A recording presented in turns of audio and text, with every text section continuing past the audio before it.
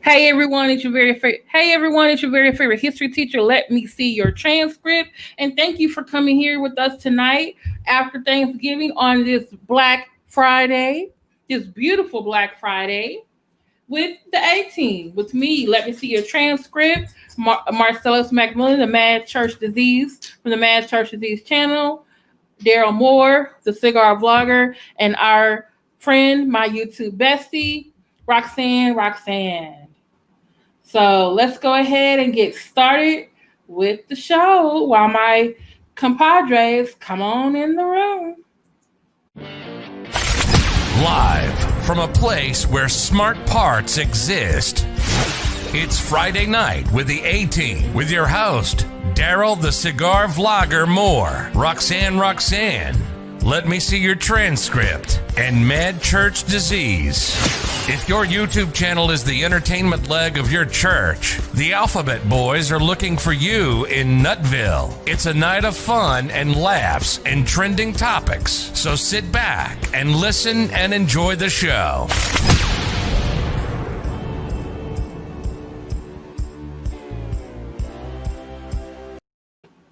Hey now. All right, let's go. Hey, how y'all doing? Hey, Daryl, cigar vlogger. How you feeling on this Black Friday? I'm all right. Just sleepy. You sleepy? I'm a little tired too. But Yeah. you'll go to sleep after the live. No, I'm all right. I'll be okay. So where's our two partners in crime? I don't know. I thought that was with you. Okay. I was about to ask you what he All right. Hey, Gina Finch. Hey, Carol Morgan. Hey, Rodney. Hey, One in the Love. Hi, Patsy Brown. I saw that sweet thing you posted on Facebook. Hey, Jacqueline Flines. Hey, Lynn Pearson. Hey, Christine Parks. My top mod. Hey, who else have I talked to? Hi, Hey, Bird. Barbara J. Warden. Hi, Bird. Stop. The truth. Or is your name Rick or Ricky or whatever? I know who you are. You've been on Lynn Honors Live and you've been on King Kong Crazy. We're not talking about Umar Johnson tonight. Today is Friday Night Live with the A-Team, and we have a list of hot topics, and Umar Johnson is not on there. So you're going to have to wait until a time when I'm live and I'm actually talking about him. Okay? So I hope you have fun at your little protest next week, but the rest of us got jobs, so we can't go. Okay? Protest. Love you with the love of the Lord. I'll tell you off here. Oh, okay. Hey, Blessed Lady 82. Hey, Medina. Hey, Tanika Shanette. Where else are friends? I bet you that when you look on there, they probably something. Where's the link? I emailed it to them and I put it in the group chat. I know. No, to each of them. Hold on.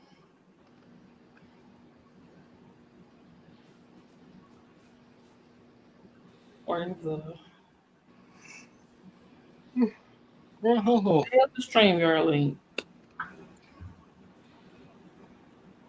Hey. Where's Legit Doctorate? I haven't seen him in a while. He all right. He been around. I saw him online earlier today, I think it was earlier today. Oh. Roxanne says she coming. Okay. Oh, here's our man, our Pooh Bear. Hey. I've been here. Really? You've been here? Yeah.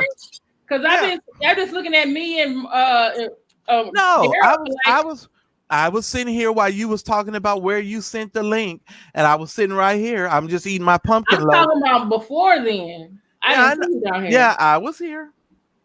Just quiet. Okay. I'll be on camera when I'm done eating this pumpkin loaf. Yeah. Enjoy yourself. I will. We're okay. It's not like we have a show or anything. I'm just playing. Yeah. Well, I've had a really rough day. I'm just saying. No, I just had a little trouble putting this this desk thing together. Stop it, Daryl. Yeah, I know. He don't care about nobody. You don't know nothing about putting no desk together. I understand because that's why put a desk together too. You need to stop.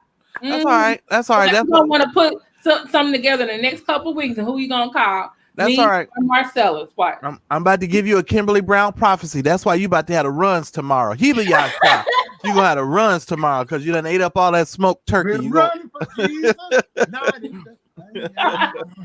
Tanika Chanel said, "Here comes a man with a bag." No, you don't prophesy on me, Marcellus. Give me your shot. Give me your shot. Right? I ain't lying. Lord have mercy. Oh my goodness. Hey, Betty Yellick. Hey, Georgia. How y'all doing? Hey, Anna Standing. Yes, I'm so happy to see you. Can you turn your volume down, please?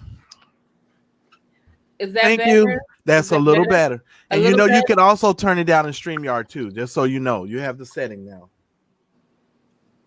Okay.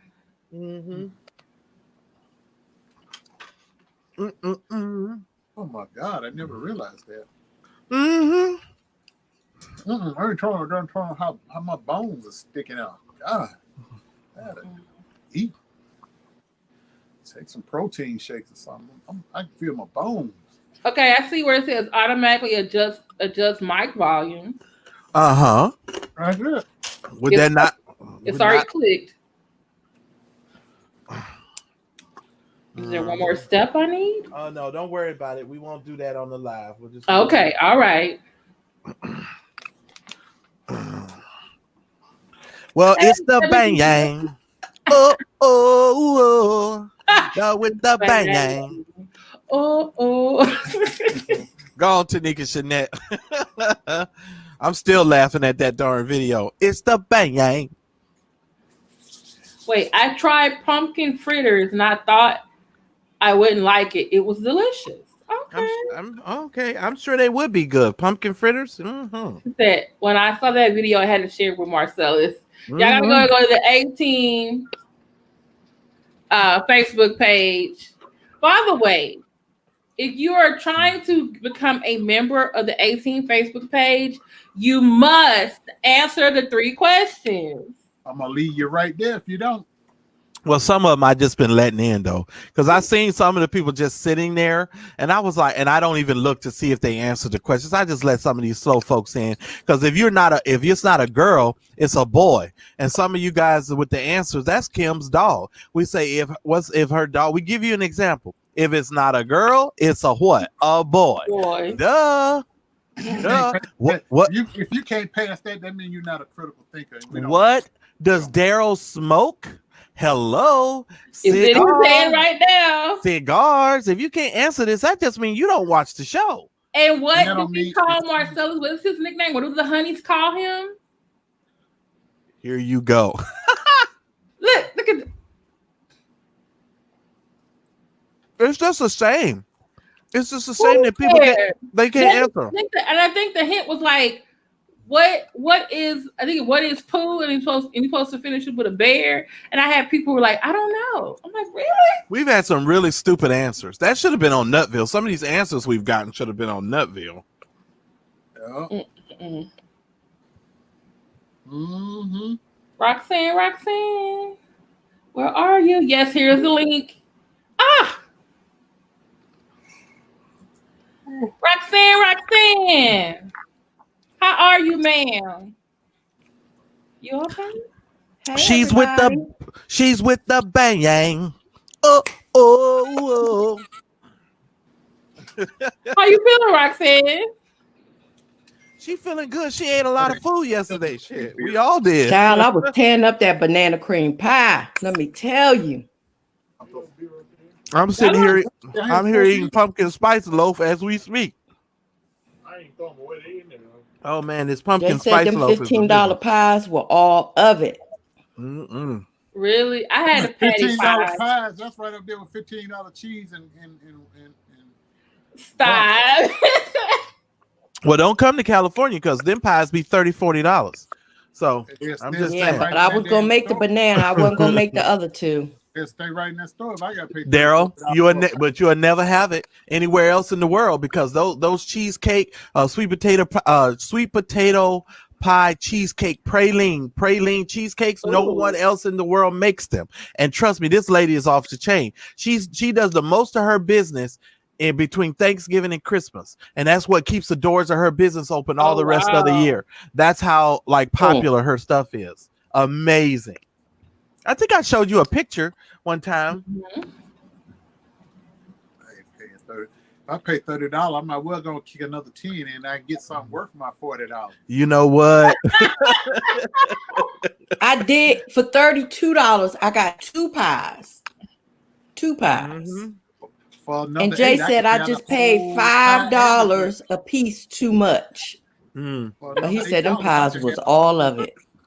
That's all right. Jay hooked that turkey up. He wasn't even fully clothed, and he seasoned that turkey and put the business on that turkey. Mm-hmm. Yes, he did. Christine, it was two pies from the Eckers farm. They use I think fresh apples, right? So one was sweet potato, one was apple. Yeah, because they have an apple grove where you can go and pick apples. So the pies were actually made out of their own apple, what an apple pie was. And I don't know where they got the sweet potato because I don't know if I know they grow pumpkins, but I don't know if they grow sweet potatoes. He said them pies was something else. Since we just mentioned Christine Parks, let me just give a great shout out to Christine Parks. Thank you. Christine, thank you so much for all your support to the A-Team. Thank you. I just want to say that again and again and again. We love you. You know, you are one person that I tell you are consistent, and we don't even have to blink, and we know that Christine Parks is going to support us. And so I just wanted to say that. And I'm going to be doing some shout outs on my show on Sunday night as well. But I just wanted to say that since I got everybody here together. Christine, you are one awesome supporter. Thank you so much. So thank you. Thank you. Mm-hmm. Now, with that being said, with the bang, what was the favorite thing that you ate for Thanksgiving, Daryl? What was the what? What was the most favorite thing you ate for Thanksgiving? Oh, the smoked turkey that I grilled. Was it really smoked though? Was it really good? Yes, I used he smoked it. I saw it. I used applewood and I used hickory. Oh, okay. All righty. Your favorite thing to eat, Marcellus? Oh, I have to give it to my roommate. That dressing was not to be played with. He's still talking about that damn dressing. Let me Did he put apples in that dressing? No. Let me tell y'all something. Now, my roommate is a Caucasian. Mm-hmm. He actually made the dressing for this year's. It's a long story. I'll tell y'all the story in a minute. But he made a dressing. I'm not kidding. This dude took the rest of the loaf of bread that we had. Mm-hmm. He took some hamburger buns that we had that was left over, like 2 or 3 hamburger buns. He had some Jimmy Dean sausage. He put some pepperoni and a whole bunch of other stuff in there. I couldn't even tell you what's in there. There's only 2 dressings in the whole world that I enjoy, and his is now one of them. When I tell you that man made that darn dressing, EBB, I shot him out. I done ate there. And look, what really made it good is I got some turkey gravy from the Honey Baked Ham store, and I poured the turkey gravy over my portion of, the mashed potatoes and the stuffing. Father and the God. Handabo Shata. That's all I got to say. Cause somebody y'all be mad at me because I get stovetop stuffing and doctor it up. But I like stovetop stuff. I do like stovetop stuff. And people say, "Ooh, your stuffing is so good." If they only knew. I actually like stovetop. Don't roll your eyes. I've had it before. It's good. I'm just surprised. That's my shortcut. Well, my niece keeps calling me. What it was. Well, It works. But if I ever come visit you, I'm doing the stuffing. The dressing. At least you weren't like certain folks that ordered out everything. Yeah, I sure did because I was busy. Yeah, because it's hot in the kitchen. No, not only that though, Daryl. You got to think about it. It's COVID. I didn't want to be in the house. I'm already like, ugh. So I wanted everything to turn out well. And I'll tell you guys a story really quick. So I went to the Honey Baked Ham store. I've already told this to Daryl and them. So I go to the Honey Baked Ham store. I've already made my reservations for this stuff, right? So I get there. The young man gets ready to grab my 2 turkey. I always get the regular turkey, and then I get the smoked turkey. So he grabs the first one, then he goes to grab the second one, and then he drops both of them on the ground. Both of them on the ground. And I'm looking at him like, I know you ain't about to pick those up and try to get those to me, because then we're going to really have show enough problems up in here. So then he picks them up, he puts them to the side. Some girl comes over to help him, right? So then after he does that, he goes and gets 2 more fresh ones. And I say, hey, you know what? Let me buy a ham while I'm here, even though I didn't reserve a ham. I said, because I know my other roommate likes a ham. So I said, I know he'll reimburse me for the ham because I don't normally eat pork. So I was like, okay, let me go on and get this ham. Mm-hmm. So I bought the ham, and then I had reserved 4 sides. So I had a reservation number for 4 sides. Mm-hmm. I was going to get the turkey gravy, the cranberry sauce, and some barbecue beans. I wasn't even going to do the yams. I wasn't going to do the yams but when I got there, they go, oh, well, you can't reserve sides. Nigga. Yes, I can. I do this every year. You ain't going to tell me. So now we going back and forth in there. Now I'm getting mad. You already done dropped my damn turkeys, right? So I'm just like, okay, now you're going to tell me I can't get my sides. I'm like, this is going to be a problem, sir. So then his manager sees me going back and forth with him, and then she comes over. She's like, oh, sir, well, I'm just sorry. We just ran out. And I'm like, well, how does that help me? Because I got a reservation number. And I thought if you reserve it, you should at least get what you reserve, right? So they like, nah. Exactly. I said, I'm like, oh, if that's how y'all going to work this business, I need to call corporate, because that makes no sense. Why you going to have people reserving stuff? And then when I get to the store, you can tell me, oh, I ain't going to get what I reserved, because that just pissed me off. But to add insult to injury, after we had dinner yesterday, or while we were having dinner, my roommates reminded me that we had the exact same thing last year. So all these sides that I was complaining that I had to replace them with, I had actually bought last year. I had just forgot that I had bought them. Like the cheesy potatoes, I had already bought that stuff last year, but I didn't know it. And my roommates was like, yeah, you don't remember? We had the same thing last year. And I was like, damn. Because I fussed at that little fella at the Honey Baked Ham store, because I was like, I don't want this shit. You giving me some damn cheesy potatoes. I can make my own cheesy potatoes. I was like, what is this? But everything actually did turn out pretty good. I was really happy. I was very happy, and I was very happy to see Daryl. Daryl, you're muted for some reason, sir. Oh. But I was very happy to see everybody enjoying their family and their foods and stuff. It was great. I had it was me and my brother this year. My aunt is at my cousin's house. We were supposed to Zoom, but then she went to sleep after she ate. So once my auntie takes after she eats to nap, she's not waking back up. So it was me and my brother, and I ordered out from Alfreda's Soulful Restaurant. Turkey drums and flats, cornbread dressing, yams, mac and cheese, and collard greens. And I bought a patty pie. But you order out normally every day anyway, so that's nothing different for you.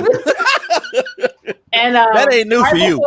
Right before you came on, my best friend came over because I still had food left from the dinner.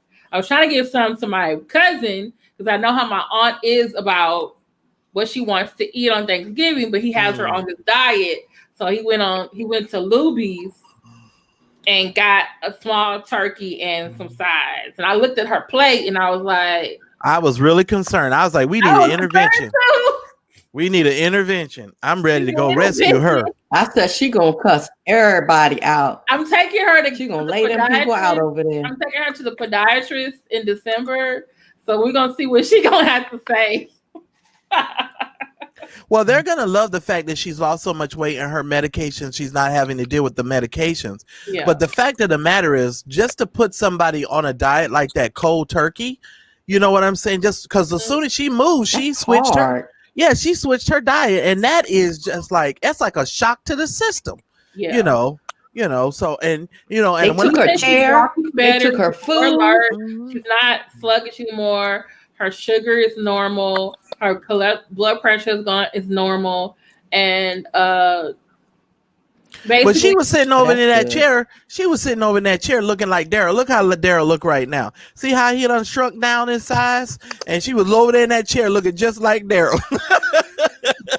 She was just like that. I saw her. I said, shit, she gonna get as skinny as the rest of us. But I'm telling you, for real though, after this Thanksgiving, I have decided I am about to go on a fast after the next couple of days. I'm gonna go on a fast until Christmas dinner, because I just need to knock off some pounds. This has gotten to be ridiculous. I had a pain on my leg last night. I was laying in the bed and my leg was literally hurting, and my leg was hurting. I kept having a pain from like my back area all the way down to my leg, and I'm like, what the hell? And so I gotta cut some.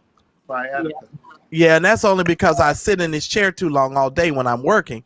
So that's why I bought that sit stand thing, so now I could just stand up. So yeah. Daryl lost weight because he running for Jesus, Betty. He running for Jesus. And I'm actually gonna make an effort this coming week not to eat out. Fingers crossed. Please buy another crock pot. No, because I still have a lot of food left from Thanksgiving, and plus I do have groceries. Because y'all were making a really valid point the other day. They're like, you can't really eat now. I will give you 1,000,000 recipes for a crock pot because your schedule keeps you. I got a little mini crock pot though. No, what did I tell you though? You need to buy a new one. Yes, buy a new one, and I have 1,000,000 recipes. Somebody got them on sale for $9. To be honest, though, I'll let you know who it is. Somebody got them on sale for $9. Overeat, Daryl. I'm for real. I'm trying to be better, but then give me some suggestions, Daryl. No. So, out from there. But Kim, if you put it in the crock pot, I don't know why I'm getting feedback. Who? That's Daryl. He don't move too close. That's Daryl. Back up, sir. Thank you. Kimberly, if you put it in the crock pot, you just need to discipline yourself that you take out your portion and then you take it from the crock pot and put containers to put it in the fridge. And that way you don't start, just eat your portion. You don't need to, you know what I'm saying? Or if that's the case, if you struggle, you can take one out the freezer. Right. And you don't have to cook. And if you have struggles with that, then what I would do, if you're going to make a lot, then you automatically serve your brother. You make sure you tell your brother, come over here and get a plate, period, point blank. And if you have to feed him every day, you just do it. And I don't want no complaints out of you. He ain't got no car. Oh, well, take it to him then. Shit, get out the house. And you need to get out of the house any damn way. Get out of the house. Be violent. Ain't that far, is he? How far is he? No, 5 minutes, 2 minutes? Because I'll be over there talking crazy on to that you. Exercise machine. I'll be like Kimberly over there looking like the bang. What? Oh. Wow, Medina, you go, Medina. Air fryers and crock pots are cheap at Walmart and Amazon. Kimberly, get a big one that has the 3 settings. You want one that has a high, low, and a warm setting, so that after you cook it, when you put it on the timer, it'll automatically set itself to warm. Because when you have your busy days, and I'm thinking about you, seriously, when you're teaching on Tuesdays and Thursdays or whatever, and you can't really do anything, if you start your cooking early in the morning, when you get done with all your classes and stuff, you can serve yourself dinner and you don't have to worry about it because the dinner's already done. Because the whole stressful thing about making dinner, is just the whole time involved. Now, Roxanne is the killer with that, because Roxanne be over there stirring all kind of stuff. and making all kind of stuff. So I mean, But I that's the got way I all look at day. All you know, right, I ain't know no exactly. That's what I'm activity. saying. Big Lots. That's who has the crock pots for $9. Big Lots. Kim. Oh, okay. I don't know what that is, but I hope that's good for you, Tanika Shanette. My niece I bought an lost air 60 fryer. pounds on a phenomene, I use the crock pot for meat, etc. and then I got pregnant. Yeah, I love cooking in the crock pot, especially because the meat is normally really savory. It falls off the bone. You know, that's my thing. Shut up, Daryl. I see you over there looking. You see Daryl. Daryl is think he's sick. Daryl, I'm a cook. You're a cook too, though, dude. So don't be over there acting like. I know how you feeling, but I really am trying to be better though. I've been to my doctor. But Kim, I saw how much my blood pressure was. I saw that nigga's face over there looking at us like that, talking about these crock pot meals, whatever. but check this out. I Thank lost you, 15 pounds Ava. by just drinking water. You don't have to Instead say of those nothing, Daryl. I know sugary you, drinks. brother. Daryl, You hear me, Kim? I'm serious. I'm trying to get. I need positive reinforcement. We're giving you do you hear positive me? reinforcement. No, but then being distracted. Stop focus on him. Shit. I'm sitting here talking to you, and you ain't paying me Exactly. no damn I'm sorry, attention. Exactly. Good Lord. Go. I'm sorry, Roxanne. Go ahead. You done took him off the screen. Yes, it's distracting. This is what happens when we give you power. You use your power for evil and not for good. I can't stand Because Roxanne has been frustrating me because I'm not listening to her because I'm over there listening to the Put Daryl back on with your crazy self. You is crazy. See, now he off the screen. I can't, Kimberly. You use your powers for evil. I don't like that. Y'all always complaining that I be paying attention to everything but the right thing, and I'm trying to listen to you, and then you get frustrated with me, and he's over there doing stuff. He can give you the wily eye if he want to give you the wily eye. What's wrong with you? I'm trying to listen and focus. You know I got a focusing problem. Lord have mercy. Go ahead, Roxanne. I'm sorry. I'm a hush now. I lost 15 pounds by just stop drinking those iced teas and drinking water. 15 pounds. Okay. With the water. And because every time Kim see water coming, this is what she do. Oh. She don't like that water. It's with the water. Because Kim want to add 2 packs of one of those Crystal Light things. She don't even add 1. She add 2 packs. And it ain't Crystal Light all the time. It's that good. She be putting that good shit in there. That like that watermelon or Jolly Rancher, Jolly Ranchers. That's the good stuff. Mm-hmm. And then when we be like, every time we catch her, but she be like, oh. We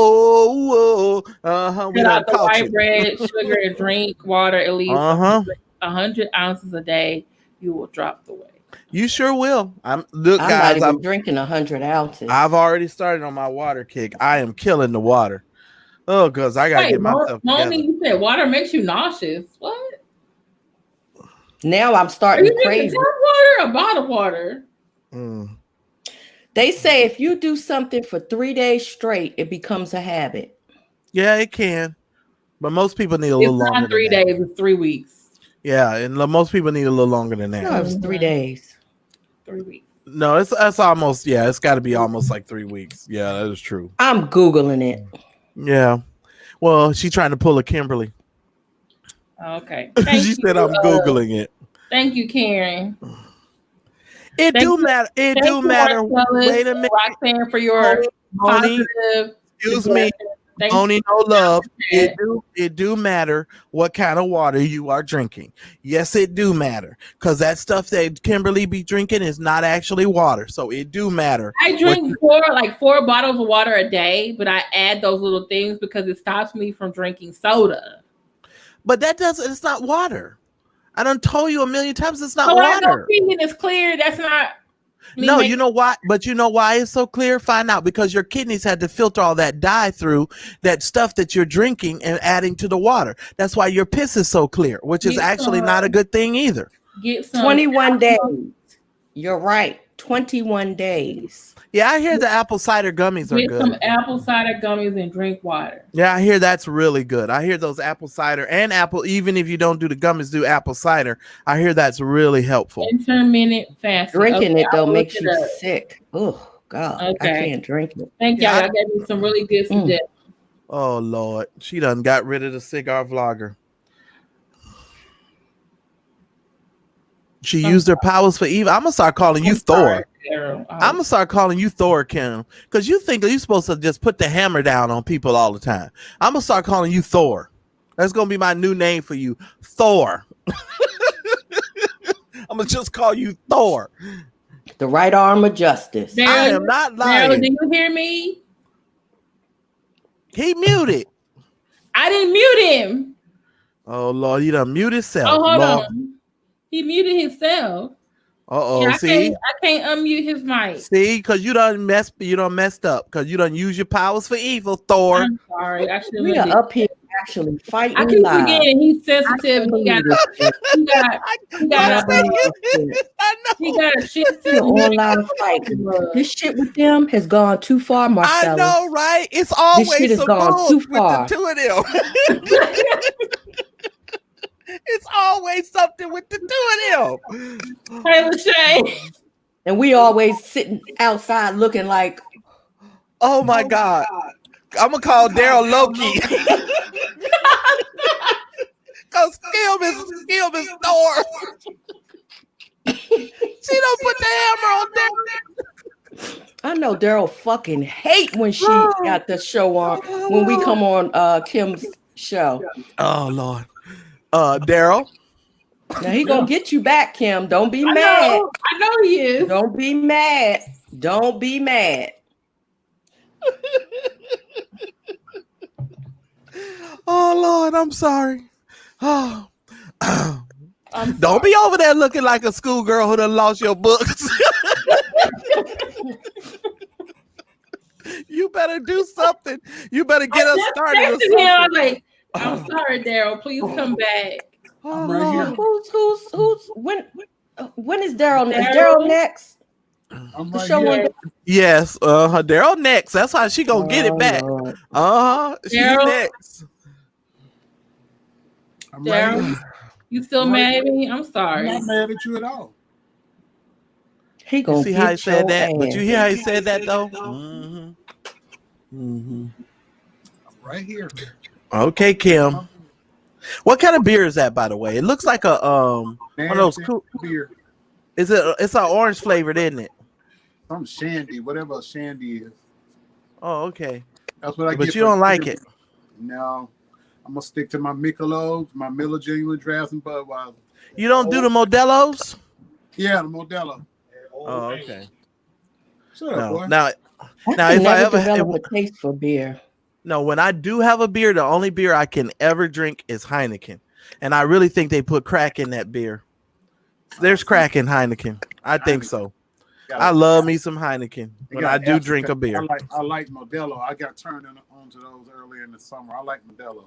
Yeah, because all my Mexican friends. Or Miller Genuine Draft, when I just want to get laid down and go to sleep, drink a Miller Genuine Draft. You ain't got to hear or see from me for about a day and a half. I drink about 2 of those. Out. All right. Oh. Wake up with a pool of sweat. But this right here, I ain't experimenting no more Caucasian beers. Well, you don't go to the brewery and like try them, because if you go to the breweries, that way you can, because they're open. They got a Heineken museum in Amsterdam. Well, I had a friend that used to make beer. Atlanta, there was a microbrewery that would let you $7, and you could go in and try every beer they made for $7 all night. Oh, okay. There's a place in St. Arnold's. So you guys don't have anything near you like that where you're at right now. Yeah, oh, you do downtown. There's a lot of German people here. They have Oktoberfest every year, but because of COVID, they didn't do it this year. You got to go try some of those beers. So every now and then, because I'm a wine drinker, so I do the wine tastings. I don't too much do the beers, every now and then. Remember that winery I sent you the link to that's down by the NFL Hall of Fame now? I told you we could have a meetup down there. Oh, yeah. They have 4 Italian restaurants on the premises. Oh, geez. Yeah. We All have right, a so we winery got- right down the street too. But it doesn't have anything but the winery. It doesn't have restaurants and stuff. Oh well. Oh well. Well, Kimberly, you're the host. We are ready. Everyone's okay. Everyone, we are ready for our winner from last week. We said we were going to move it to the beginning of the show. Yes, please. So our Thank winner you, for Jesus. this week, who commented on Mad Church Disease's video from last Friday, is Ava Collier. Yay You for are Ava. the winner. Please put your Cash App in the chat. Please do, or you Y'all can give a email round it of to me. applause for Ava. All right, Ava. Yay, Ava. Okay. Wait, there are breweries in Kentucky where they allow you to try the whiskey. Ooh. I gotta tell you about this. I gotta tell y'all about everybody about the whiskey I drank. The one shot of whiskey I drank. You talking about yesterday when you drank that No, yesterday? it was yesterday or the day before yesterday. It was yesterday. She was out. I don't Lightweight. drink hard. Well, I don't drink straight hard liquors, like just straight. So this was my first time. No, I think I've had Jack Daniels with my friend, but I think that was on ice, like 3 years ago. But I had this Maker's Mark. Thank you to Daryl Moore for my birthday. And I drank the first sip, and I thought my throat was on fire. She almost I really threw did. up. That's why you were supposed to go like this. Oh, whoa. Look at his lips, y'all. Look at his lips. You were supposed to do that so you could cool off your throat. You was like, whoa. That's what you're supposed to do. You didn't do that. She drank that shit. It went down like fire. Okay. Me You and don't have- Mariah. You do not have Cash App? She said she doesn't have Cash App. Do not have Cash App buying you all a coffee. No, okay, ma'am. so we can't really do that because it's like, okay. Do you have PayPal? You can go down that list. There you go. Zelle. Okay, Ava, well, here are your options. You have PayPal, you have Zelle, you have Google Pay. You have all those options. Figure out one of those options, and I need you to email me between now. She says no. Well, Ava, listen to me carefully. You're gonna have I'm gonna give you. Today is Friday. I'm gonna give you till Tuesday to come up with a way for you to get your money. All right. So you solve the problem, because you need to get Cash App and you need to have one of those ways. If you don't know how to do any of that, go to Kimberly's channel. Kimberly has several videos to teach you how to download Cash App and to get those options. And so we'll email you later in the week and we'll send you the video so you can go watch them. Okay. And we're going to move on. All right. Now. Okay. All righty. And let me put in Marcellus's email. You can email him when you have the information. Yeah, and I promise you we'll email you some links, and all you got to do is watch the videos. Wait, and it'll tell you. Am I missing an L in your last name? It's McMillian. You didn't have the IAN. It's 2 L's. LL. Yes, that is correct. Okay, I sorry. Oh Lord, I didn't. Roxanne, I'm telling you, I got to go have my eyes checked too, because I'm telling you, like, if stuff is far away, like my computer is back now, like it's far. This is back away from me. You can't really tell. I need my glasses. If I don't have these glasses on, I'm like, I can't see. And I really need to. I forgot my glasses. Well, welcome to my world. I have to wear my glasses, but if I wear my glasses, I can't read anything up anything small. Yeah, so like when I me. put my contact lenses on to read stuff small, I got to put on my readers. But this how you know you're getting old. Does that mean you need bifocals? That's old. Wait a minute, Roxanne. But this how you know you're They've getting corrected old. I used to. I used to feel bad for older people when I would go to their home and they would have these little magnifying glasses and things. You know, they had these little things on coffee tables. Shit, I had to use this stuff now. I be using a little magnifying glass. I said, I can't even see this crap. So now I be using these little magnifying glasses myself. I said, Lord, I guess I am getting older. I have to adjust the zoom on when I'm working on the computer. Like, okay, this is 100. I need this on 125 now. And don't let them people ask me to read them 3 digits on the back of the credit card. I keep this on my desk specifically for them damn 3 digits. I memorized. Look, I only got 4 cards. Crap. I memorized all 3 numbers on 4 cards. Because I haven't memorized mine. I have memorized. But they have corrected my vision so much, Kim, that when I put the contact lenses on, it distorts my close-up vision.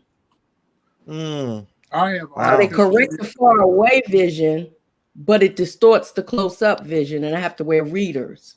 So basically, I really should just wear one contact and leave the other eye alone. I have artificial lenses in both of my eyes because I had cataract surgery. Wow. On both eyes, yep. You did it at the same time or one at a time? I did it a month and a half apart. They did the worst eye, which was my left eye. They did it first, and then they went back October and they did the other eye. My Lord. Well, I'm glad to see you here. Praise God, and you're in one piece and you can see. Yeah. Lord Jesus. If you're a diabetic, you're gonna have everybody eventually has to get cataract surgery, but it normally happens when you're in your 70s. But if you're a diabetic, you're gonna get it as early as your 40s. Oh Lord, help me, Jesus. Oh, wow. Lord. All right. Well, the doctor said I'm getting new glasses. There's a 35% angle difference in my right eye versus my left eye. So, all right. Well, we 41 minutes in and we got 9 topics, and Kim is the host.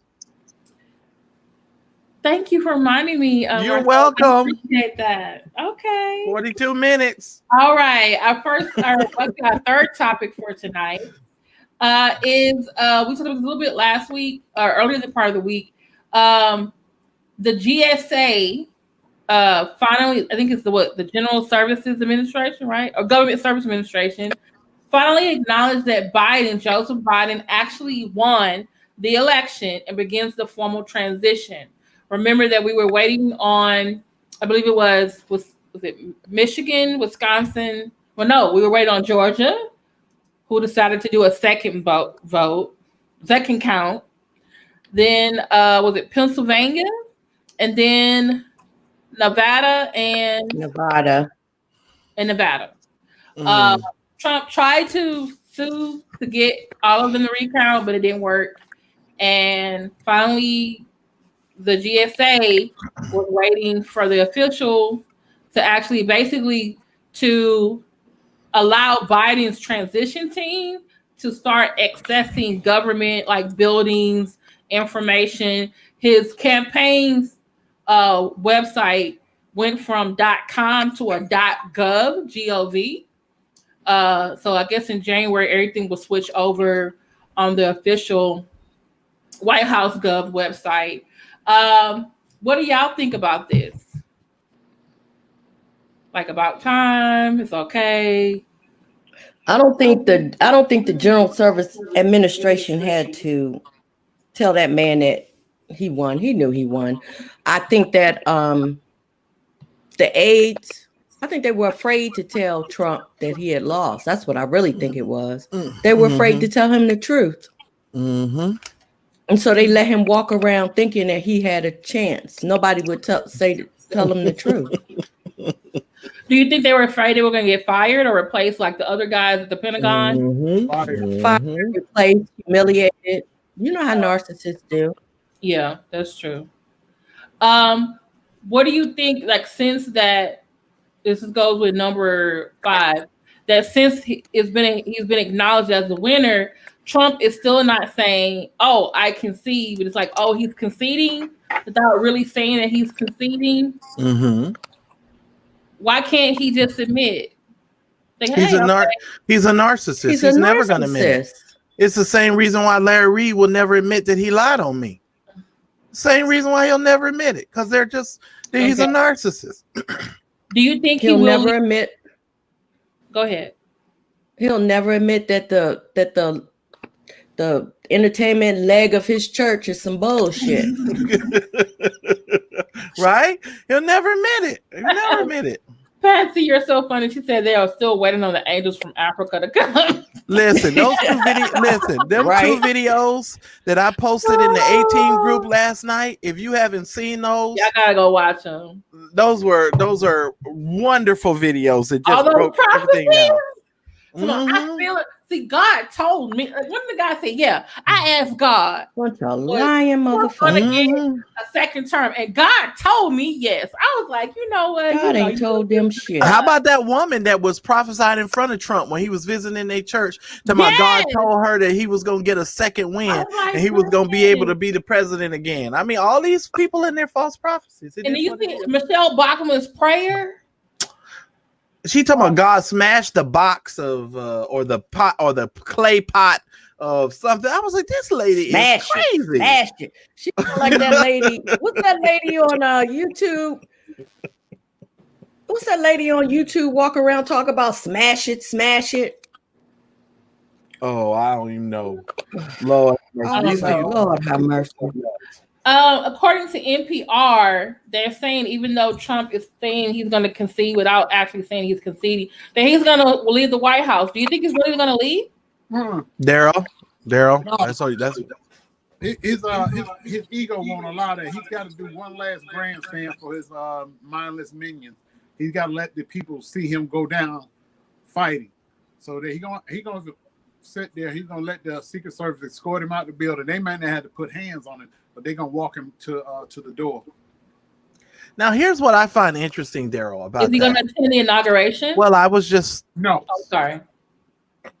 Here's what I find interesting about that, Daryl. Seriously, Donald Trump is and his administration has been running to the court system, trying to get the court system to overturn people's legal votes. Every time they go stand in front of a judge, and today they got a real good smackdown. That judge laid it on their butts, right? So now, every time they go and they claim all of this massive fraud, but when they go stand before the judge, they never fight the case as a fraud case.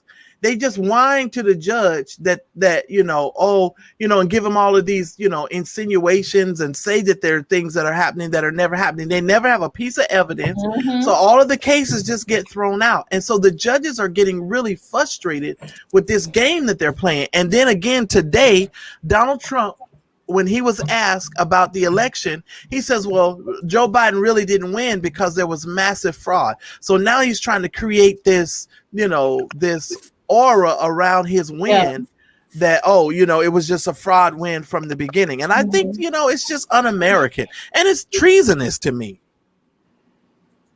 Wait, he said he will leave the White House if the Electoral College votes for Biden. Well, some of the states are, some states have actually passed a law that says if their state, if the candidate gets most of the popular vote, the electors must vote for that person.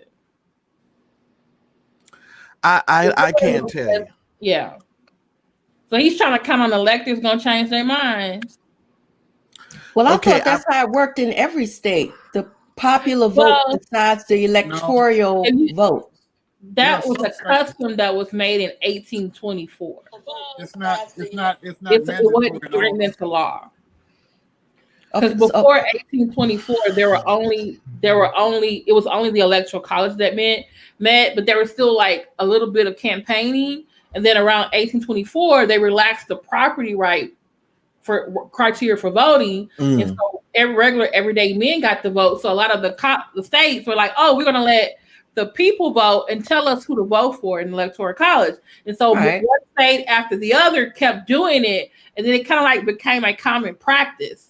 That's what you're supposed to do. But it was never like in the Constitution or in a state law. But the last few years, certain states are like actually have laws on the books that says when there's a general election for president and the candidate wins most of the votes, the electors must vote for them when they go to the electoral college. Which just makes sense. Which makes sense. Yeah. So has somebody not done that? Yeah, like in I think history? one or two occasions, yes. Well, I believe that over Trump is 100 hoping. years ago. Yeah, but Trump is hoping that the Supreme Court Somebody will doing actually. something. I'm sorry.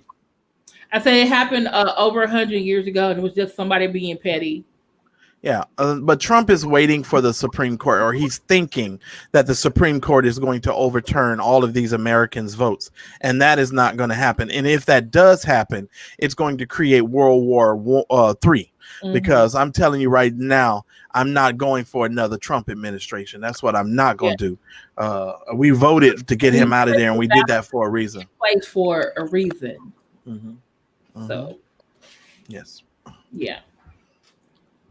Okay. All right. Let's go to our next topic.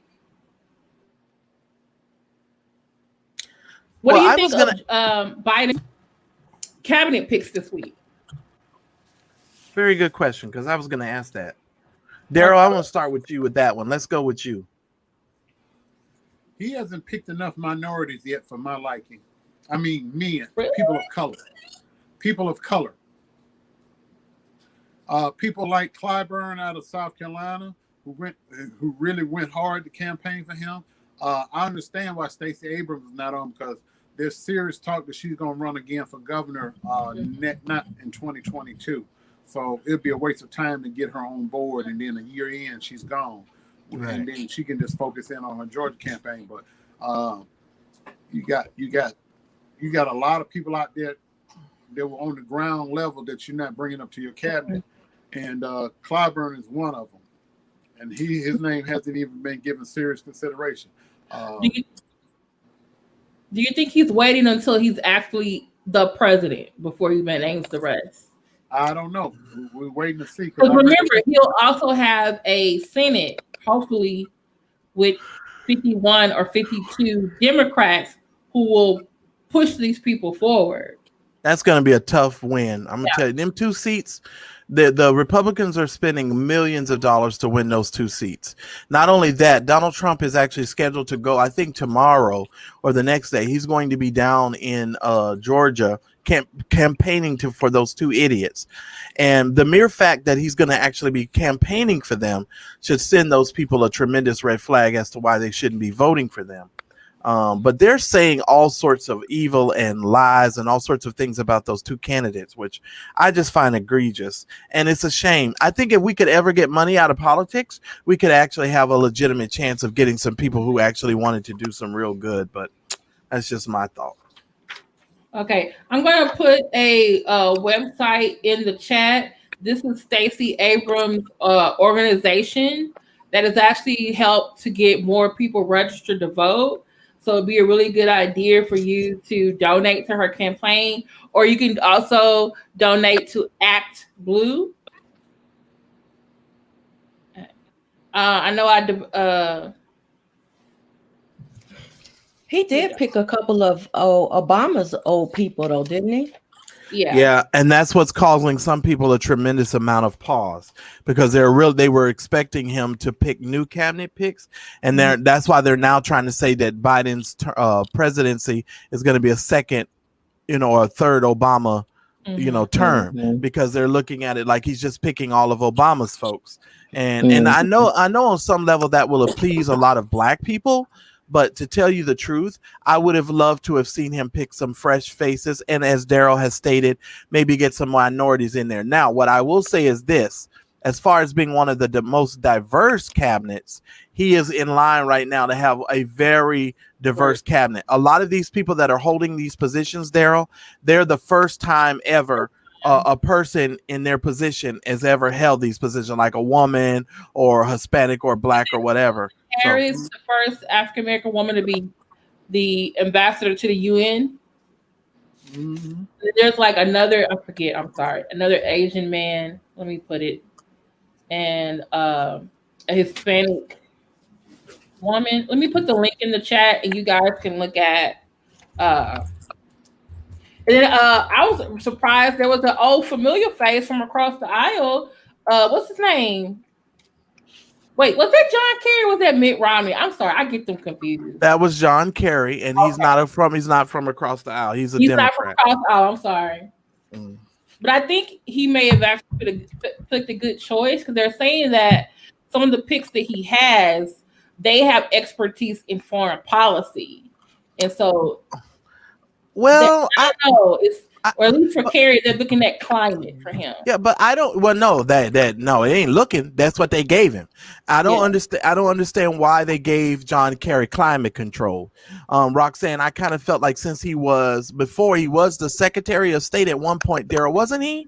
Or he was up for that job? Because didn't he resign or something from the Secretary of State job, and then.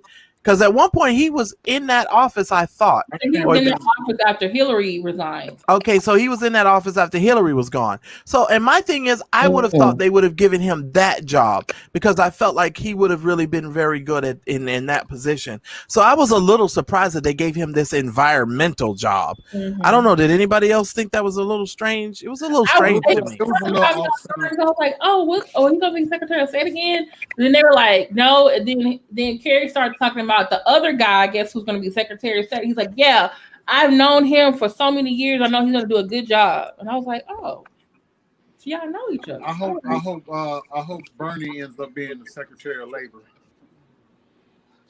Yeah, or Commerce. Well, if Weekend at Bernie's becomes the Secretary of Labor, there gonna be a lot of businesses. They gonna be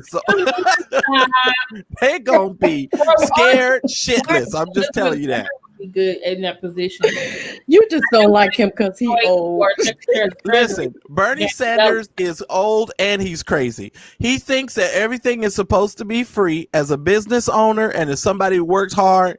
Everything cannot be free. You can't give away free college. You can't give away free this, free this. Everything is supposed to be free. This is well, hold on.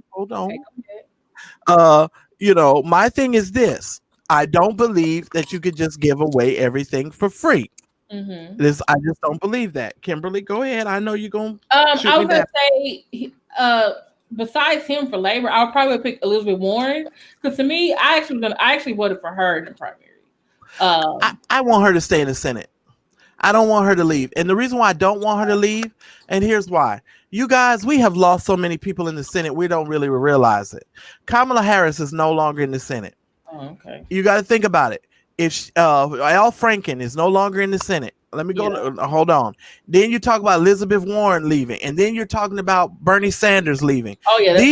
These are people who could really give some of these, businesses and some of these CEOs the business, because Elizabeth Warren's raking of Wells Fargo is classic. That should go down in Senate history. She showed them to be thieves and liars and should have been put in jail. She clearly did that. If she's not in that position, who are we going to have there in the Senate that's going to actually do that? My vote is bring back Al Franken, please. I'm asking for the Democrats, and I'm probably next year I'm gonna go on a tour or something. I need Al Franken back. I don't believe Al Franken should have ever stepped down. And I'm going to get in there. I want Nancy Pelosi to retire. I'm done. Shake and Bake needs to go home. I'm done with her. I need someone else. As much as I like for her to Maxine Waters after she get Trump in jail. Yeah, I need them to go. Isn't she on the finance, right? Maxine's on the finance? Yeah. Yeah. I would like now, Marcellus, as far as college is concerned, Nancy has done her job. I think we need some fresh person in that job. Well, Roxanne, college should be affordable. The reason why college is so expensive is because, but here's the thing: you can't make it free, Roxanne. Here's why you can't make it free. But you can. I'm about to tell you why. In jail, and pay more to put them in jail than it is to educate them. Okay, but let me tell you this, Roxanne. The reason why college costs so much, they use the money in the tuition to also cover the cost of the salaries of the professors. The professors are paid very well. Some of those professors are paid. Some of them are paid very well. Okay, now. But they also write books that the students have to purchase. That's true, but So they that's why I get said paid this way also. but that's why I said make it affordable. I think that they need to make it affordable, but I don't think it should be for free. And that's just me. And just as a rule of business, Roxanne, I had to teach myself to stop giving away everything to people for free, because I learned something. When you give people something for free, the majority of people do not value what you give them. And there's so many people that do not value free. You know, I could work hard. I could put up graphics. I could do stuff for people. With you there. You know, you give it to them for free and they just be like, ugh. But I noticed when I put a good price tag on stuff, people show enough value my time. They sure do. They value the fact that I'm giving them the information. And then, honestly, when they put money down, they concentrate more. Because if it's free, they come on, they willy-nilly, you know, they don't respect my time. But the moment I say, oh, you got to pay me this much and you limit it to this amount of time, oh, everybody be front and center. I'm here on time. I'm ready. I bet you are. And I had you won that one. Listen, and I'll give you another example. No, let me give you another example for the people in the bushes, because this is a good point. Dave Chappelle just proved my case as well. Oh, I forgot to put it. You know what's happening to Dave Chappelle and Netflix right now is exactly a part of that. They don't value Dave Chappelle and they don't value a lot of these artists, and so they mistreat these artists because they don't value them. And Dave Chappelle and what he's dealing with when it comes to Comedy Central and Netflix trying to stream his shows and not pay him. You know, the nerve of somebody to take your intellectual property and the jokes that you've created and the following that you've created and monetize it and not want to pay you. And y'all know I talked about this before on the A-Team and my other shows. Not only that, I'm gonna swing to you in a second here, Kim. But you guys aren't gonna believe this. YouTube is now trying to monetize people's videos and not actually pay them. If you're under 1,000, like we used to be, they will put videos on your channel and you won't get any revenue from that. That's crazy. That should be illegal. You would think that would be illegal. I just feel like someone's gonna challenge that, and maybe young Pharaoh gonna have a chance. I swing to you, Kimberly. I'm done. I don't have nothing else to say. I was gonna say thank you for bringing that up. I just put the link in the chat. Dave Chappelle actually, you can go to I actually follow him on Instagram. He actually put an 18-minute video on there that really explains what how he feels. It's a lot like what happened with Prince in the 90s. It's like, oh, I signed this contract with this company, but they have control over my art and they get to do whatever they want to do. So like, for example, Warner Brothers had Prince's masters, so they could put it on anything, on any movie, or repackage it and sell it without really giving him any say. And that was the whole point of him changing his name and then making it a symbol and then producing new music under this name that now he has control over. You know? And so right now, Dave Chappelle, which you all know, was given a lot of money to do a season 3 and 4 for his show, but he chose not to do that. But what he signed to do those first 2 seasons should have been a lot of money. But in hindsight, it's made Viacom and I think it was Comedy Central, a lot of money. And he should be getting like residual checks from it being aired. But now that same company has contracted with Netflix to show it over there and not give Dave Chappelle any money. So that's why he's saying now, hey, I want you guys to boycott my show. There's no one until they pay me for my art. Now, let me ask you a question. Let me ask Daryl this question, because Daryl is a creator. Daryl, you create movies. You make movies. You make films. Right.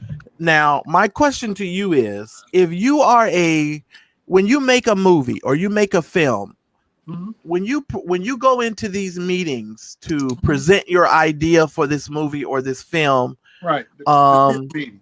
Right. Are you discussing money or costs or stuff at that point, or are you waiting for the project to be completed and then submitted to some of these streaming services, or how are you doing it? Are you doing it traditionally, or are you trying to go about it in a new traditional method? Because do you have a lawyer to write it, read it, come up with it?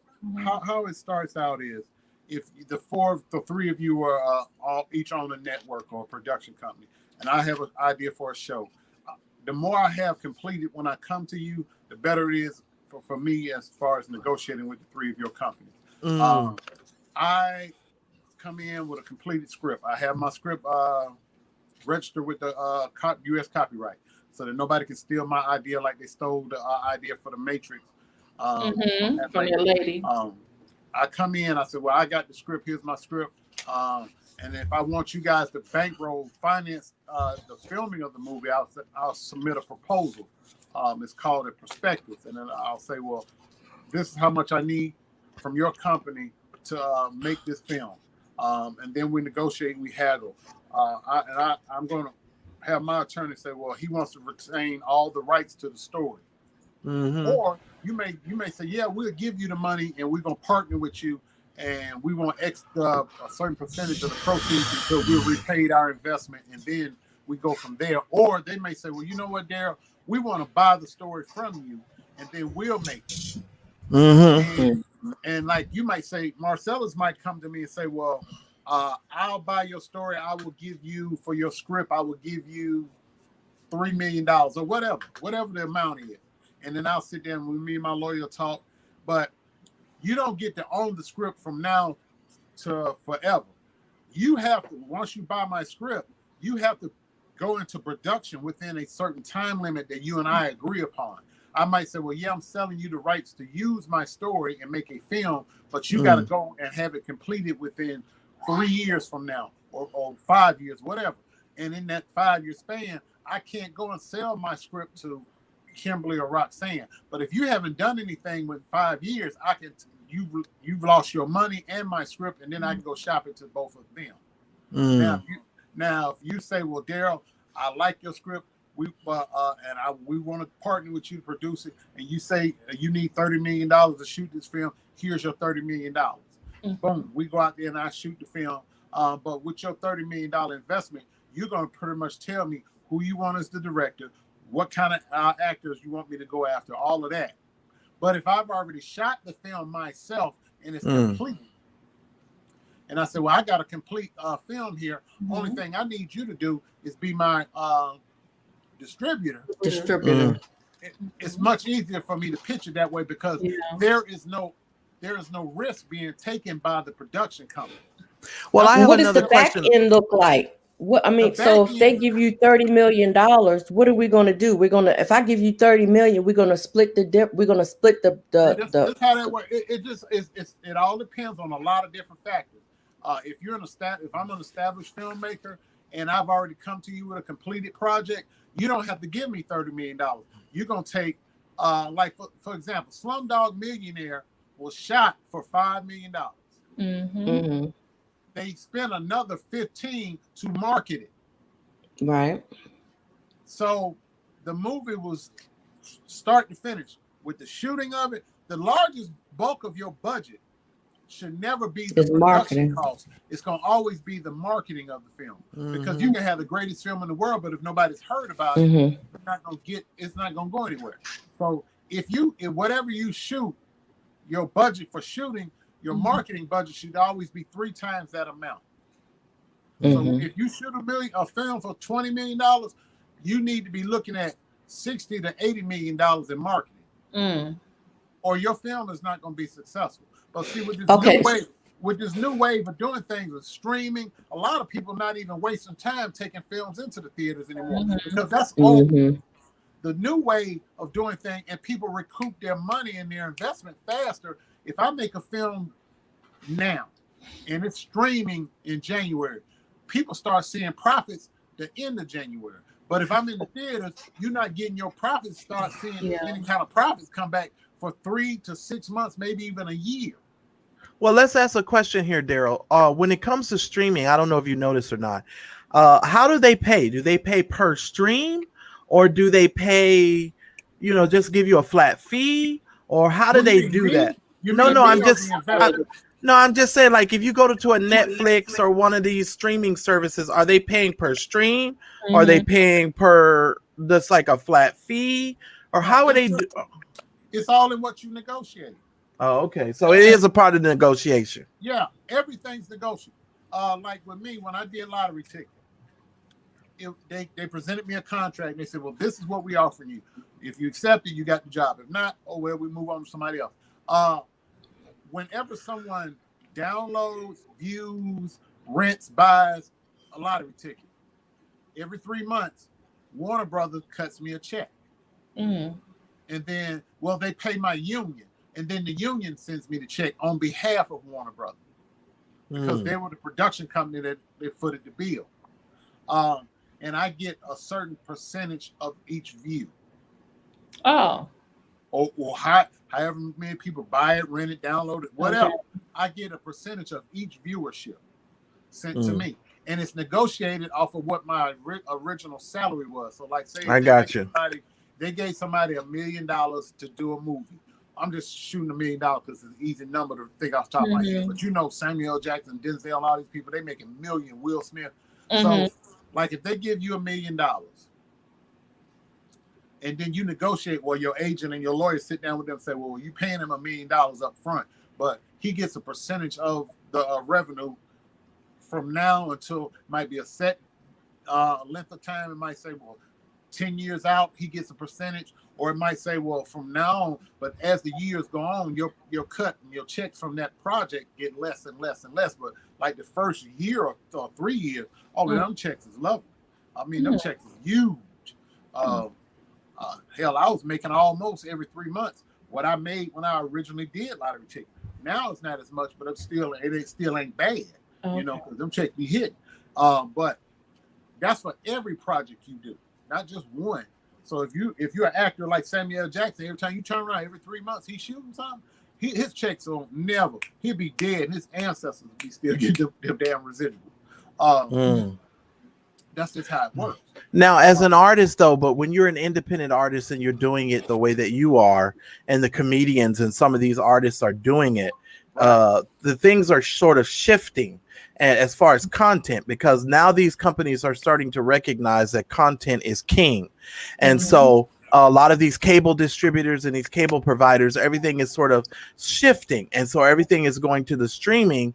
And so everybody is fighting for to get to the streaming. Now, what I have discovered in the line of work that I do, part of the problem, and you guys know I try to keep my finger to the pulse of this stuff, the problem that they're having is trying to come up with a matrix system to judge how people should be compensated for it, because they really don't have they haven't really figured out a way analytically to use the data to sort of determine the trajectory of the company and the amount of money that the company is going to make. So it makes it very, very difficult for them to say, if you come over here, I'll give you 20 million or 30 million or whatever. And that's another reason why Monique, in her situation, when she went to Netflix, let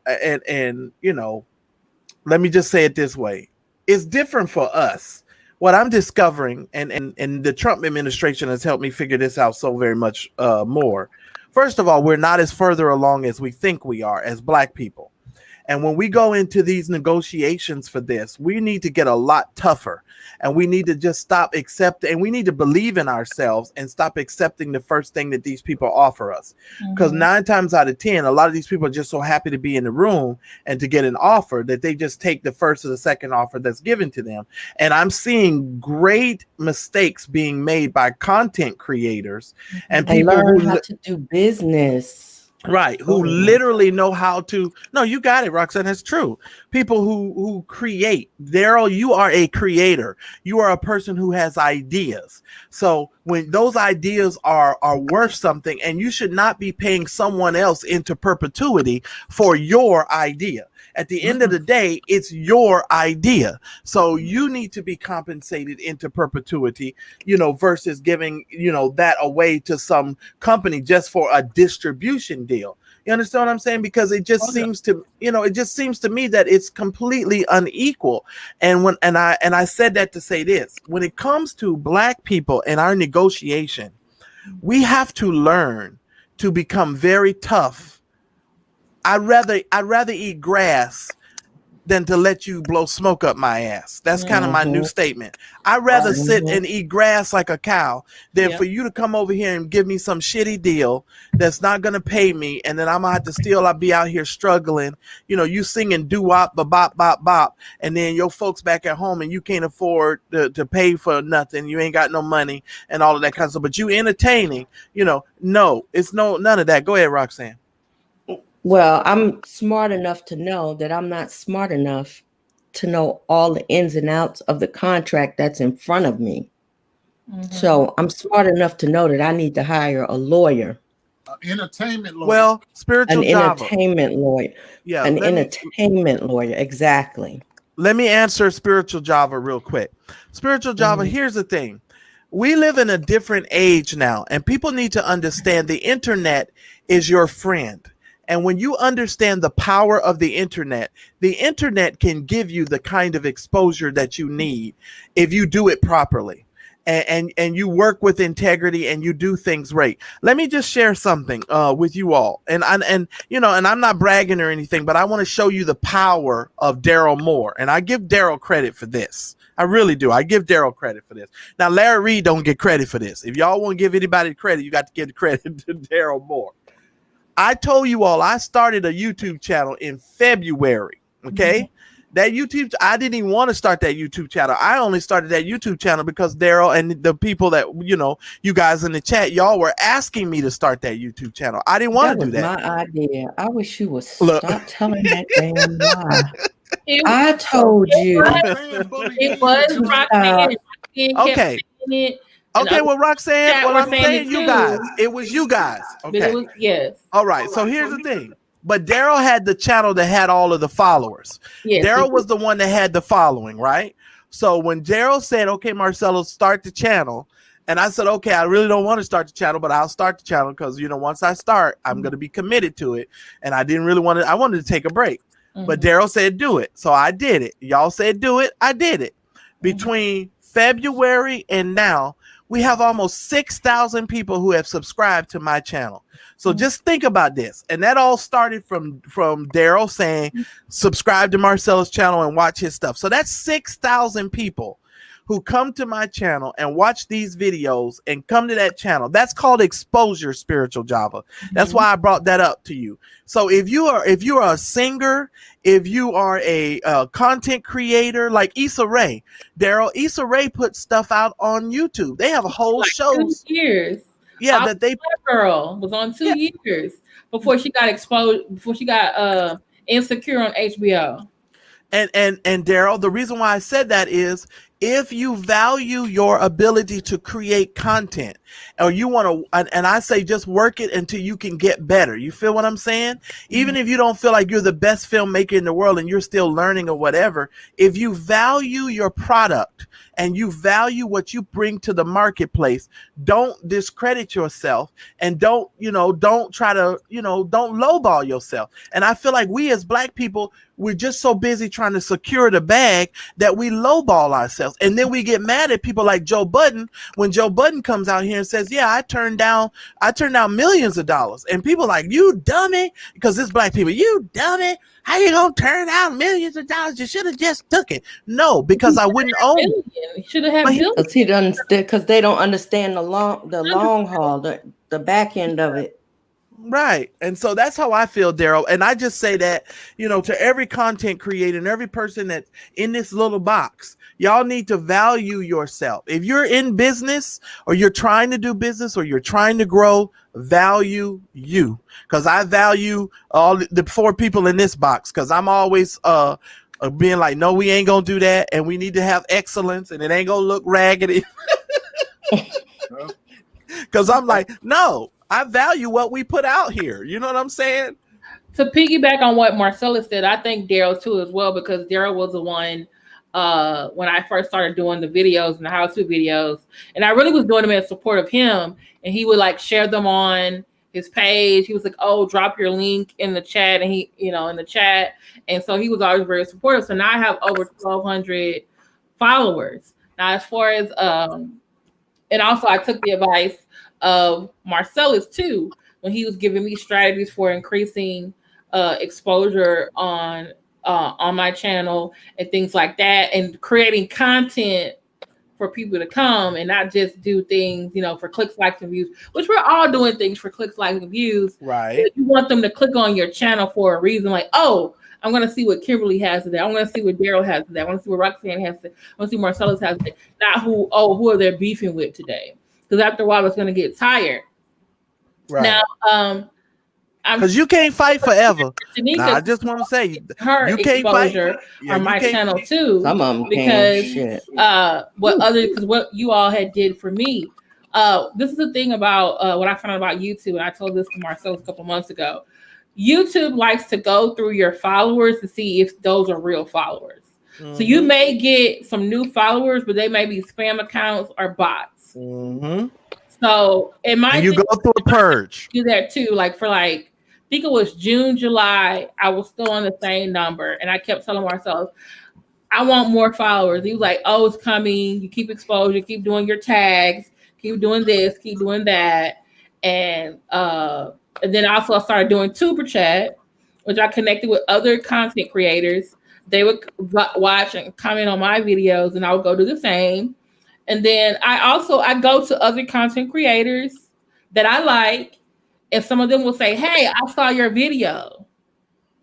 And so I established a relationship with them. So that's why I know a lot of people in the anti-fraud war community, and Linen Honor, Anti-African Scholarly, Black Anonymous. And some of them will shout out me to their followers, just like I shout out them to theirs. So, and that's why, Tanika, every time you drop a video, I always share that to my community wall, because that's what Marcellus and Daryl does for me. And so we just got to do some I shared you today too. And bring more content every day. That's why sometimes Marcellus and Daryl and Roxanne like, are you on again? I'm like, yeah, I'm on again. I just had an idea that popped in my head that wouldn't go away. So I made a video about it. And I normally write those down. I don't just go live. I write them down. No, I mean, but we didn't get notifications either, because I think you did 2 videos today. Today? I didn't do 2 videos today. Oh, you mean like Wednesday or Thursday? You didn't do 2 videos today? Today? No. How many videos? No, I did. I'm sorry. I did 1 today. Well, why didn't get a notification? So she too. She's telling on you right now. I didn't even know you did 1 video. Me either. Lord have mercy. Is that Kimberly? What y'all think about? Kimberly, back away from your camera, because you keep creating that echo. Thank you. I'm sorry. Well, I need to go in my settings because I just uploaded it. I didn't do like a premiere or anything like that. And I shared it on all the social medias. And yeah, you probably did. I was busy. I've been busy all day. Okay. Yeah. All right. I haven't been home, so I wouldn't have seen it. Yeah, me neither. But anyway, I appreciate all of you guys. And I brought that all up just to say, Black people, please start valuing yourself. When you go in the boardroom, when you go in the courtroom, when you go in any room where there are deals being made, do not lowball yourself. That's all I'm saying. And if you have to, go to salary.com and look what salaries in your field typically are earning, and try to shoot for those types of numbers, because I'm trying to tell you, they're going to lowball you every time. Yeah, they're going to lowball you every time. You said yes. And if you don't know what you're doing, don't be ashamed to get help. Every time. And I'm at Deshaun, this is what I do just to make sure I help myself. Whenever I go on my search on my cable box, I'll type in lottery ticket or any other show that I've been in. I type them in. And if it shows they're going to air, I'll automatically click on to record it. I don't care if it's 30 times. I click on record it. So my DVR will automatically record it. because that I'm paying myself. Okay. So if lottery ticket comes on 2-3 times a week, I'm gonna record it 2-3 times a week because I'm paying myself. Great. Thank you. That's smart though, Daryl. Yeah. And I tell all my friends, I say, yeah, you've seen it, but just do me the favor since I'm your friend. Hit your DVR box and record it. I take care of my kids and my bills off of that. And I appreciate it. That's a small favor I ask my friends. I say, whenever you see it, even if you don't watch it, if you record it, that's the same as you download. I'm gonna have to watch it. I've never seen it. I'm telling you, when my brother and my aunt were here, every day Daryl was on my TV. I cannot believe you have not seen Lottery Ticket. You know why? Because I'm not gonna say that on here. We'll talk about that offline. Silly. No, I just don't. Well, I like Soul Plane and black movies like that. It's not that bad. Even the one. Wait a minute. Two movies in the same. Hold on. I don't know. I've never seen it, Kim. You heard me say I didn't see it. But then the other movie where they had I Got to Hook Up. All in black movies that we. I've like a lot of the movies. So you don't like ghetto or trap bando movies? That's what you're trying to say. I didn't say I didn't like it. I just said I haven't seen it, and I'm not making any judgments, Kim. You're not about to throw me out there, Thor, and hit me with the hammer. There you go, and have Daryl all upset with me. I'm not taking your foolishness. I'm not taking your bait. I'm not taking your bait. Get the heat off of her, Daryl. She trying to throw me under the bus. Yeah, you don't like it. So much better than Soul Plane. I have never seen it, so I'm not going to make those types of judgments. Take my advice. Please don't make that mistake again and put them two movies in the same category. I didn't put them in the same category. I told you. Excuse me. I told you I'd never seen the movie, so I would not make those types of judgments. You tried to throw me under the bus, Thor, and hit me with the hammer. I'm not taking you're not doing me like that. Let's move on. Medina, you haven't seen Friday? See, but that's a good movie though, Medina. It's worth it. Medina. Really? My favorite scene. All of those movies are good movies when you are down and you want to laugh. Mm-hmm. Those are good movies to watch. Daryl, my favorite part of Friday is when LaWanda Page and that lady knocked on the front door and was asking them had they accepted Jesus Christ as their savior, and he slammed the door and LaWanda say, "Well, fuck you too." Thank you, Tanika. No, my favorite is when the church ladies was cussed out Day. At the strip mall. Exactly. Cuss Day the hell out. Okay, but I will definitely do that, Tanika, I'm gonna do that tonight, Daryl. I'm gonna look it up on my DirecTV thing and see when it's coming on, and then I'll just hit the button. I sure will do that. Thor tried to throw me under the bus. I appreciate that. Thank you, sir. I will too, Daryl. I don't have a DVR anymore, Daryl. But I watch it. Thank you. Even if you just go to that 28-minute and 30-second mark where you see your friend Daryl on there and you just watch that little part and then click off. Were you Big Luther or Little Luther in the movie? Big Luther. That was when I was still 400 pounds. Oh, you was Big Luther. Okay. Yeah, I'm the only big man in the movie. Everybody else is like right here, short. They always showing this Christmas. They showed this Christmas during July. And I watch it too. I love that movie. That's me. I like it, but I feel like it's overrated. Last Christmas was good. Best Man Holiday, great. Loved it. But they are wearing I don't know what's up with you because this Christmas got some good storyline. No, it does, but it's every time I turn on BET, they got it. And then I'm in the middle of July trying to look something on BET, and I'm like, y'all showing this Christmas in July? But you gotta realize Christmas in July. You gotta realize who owns BET now.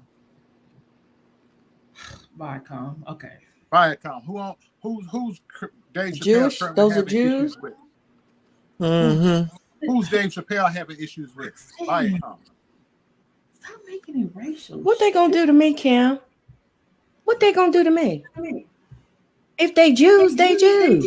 They just recently reinforced. Kim, back off from your camera. You're echoing. Okay. Shit. It's just I feel like it just reinforces stereotypes. It must be the Jews in Hollywood. Oh, but that ain't no damn stereotype. I didn't say that's not a stereotype. That's not what I Please said. back up. I didn't say it must be I the just said the Jews. company, Viacom. I said, are they Jews? That was a question. Not everybody. Okay. Research. Was that racist? Research who owns the company and research who runs Hollywood, and then you'll have your answer. I know that there are a lot of Jews who are in movie companies, but not all of them at the top are Jews. Who was before he got locked up? Who was the most powerful man in Hollywood? Oh, Weinstein. Mm-hmm. All I know is when Farrakhan came on TV, poor little Arsenio Hall just got fired. Gone. Mm-hmm. When Spike Lee shot Malcolm X and he was using the Nation of Islam as security on his film set, and they told him he couldn't use them anymore. He said, "I'll use who I want in my film." They blackballed him for 12 years. He couldn't get a movie. He couldn't get nothing made for 12 years. Okay, and then when he finally came back, they gave him one movie to do. That one with what was his name? Norton, the 25th Edward hour. Norton. Yeah. Oh, 25th hour. Yeah. When he did that movie, and then they sat him down after that, and the only thing he got up that he could do after that was the Miracle at Santa Ana, and then he had to really file the movie. That's a good movie. Miracle at Santa Ana. But it was a good movie, but they had him so handcuffed down, they told him he didn't have the freedom that he had with all his other movies. Mm-hmm. Did he win awards for Malcolm X? No. Nominated. He won it for because I thought Malcolm X, and I don't even like him. I think he's an asshole, but Malcolm X and that Ali movie, those were some good movies. Yeah. Inside Man was great. Oh, I love Inside Man. Yep. That was a good movie too. Yep. After the blackballing lifted. After the blackballing, that was his big movie. But why did which one? Inside Man? Inside Man. Mm-hmm. Because see, Miracle at Santa Ana, they said, well, we didn't punish them enough. They let him have that, and then he ended up getting critically acclaimed for that movie. So they said, yeah, we can go and let him back now because he's useful again. He can make us some more money.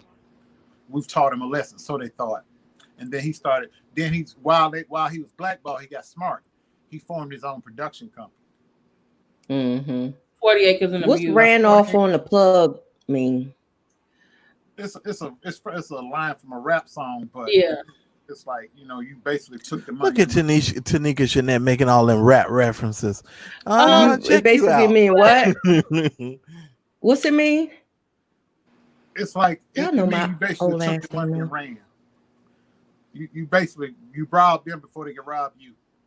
Yeah. I do remember when Farrakhan was on the Arsenio Hall show, and we didn't see him anymore. It was like, oh, they fired him. But then when I think was Arsenio did an Unsung or some show, and he talked about, they asked him, oh, well, you can because of Farrakhan, and he said, well, I kind of was already leaving and I didn't care anymore. So I said, hey, I'm just go out with a bang. And he just said, I put Farrakhan on TV.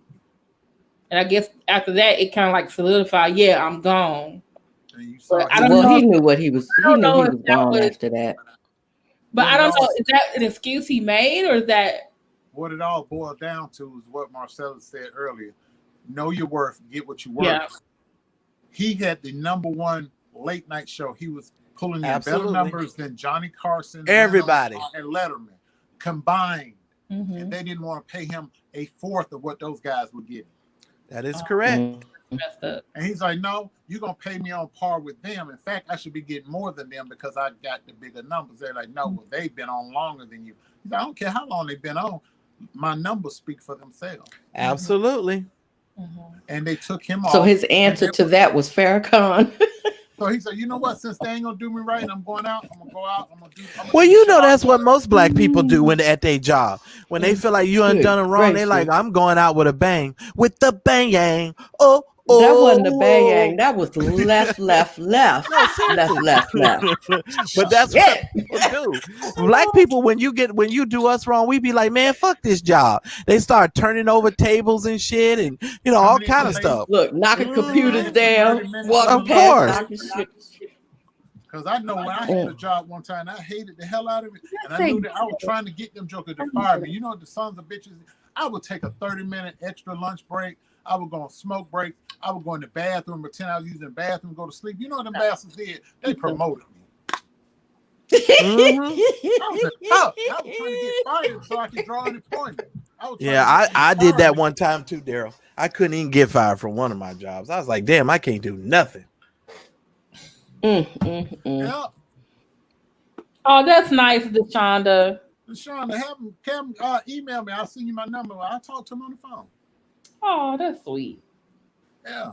I like anybody that supports me. I'm not one of those people that get so, you can't nobody speak to you. No. One of the nicest people I ever had the pleasure. Well, you should be like that since you got a 490 credit score, according to prophetess Kimberly Brown. I can't drive with shit. Yeah. 490 credit score with a brand new damn car. Yeah. Right. You got a 490 credit score. Person I know. And she thinks she's How slick. you do that? Speaking of her, She one of them damn prophets that's been prophesied Trump was gonna win. They all went to the same school, the Paula White School. now she thinks she's slick.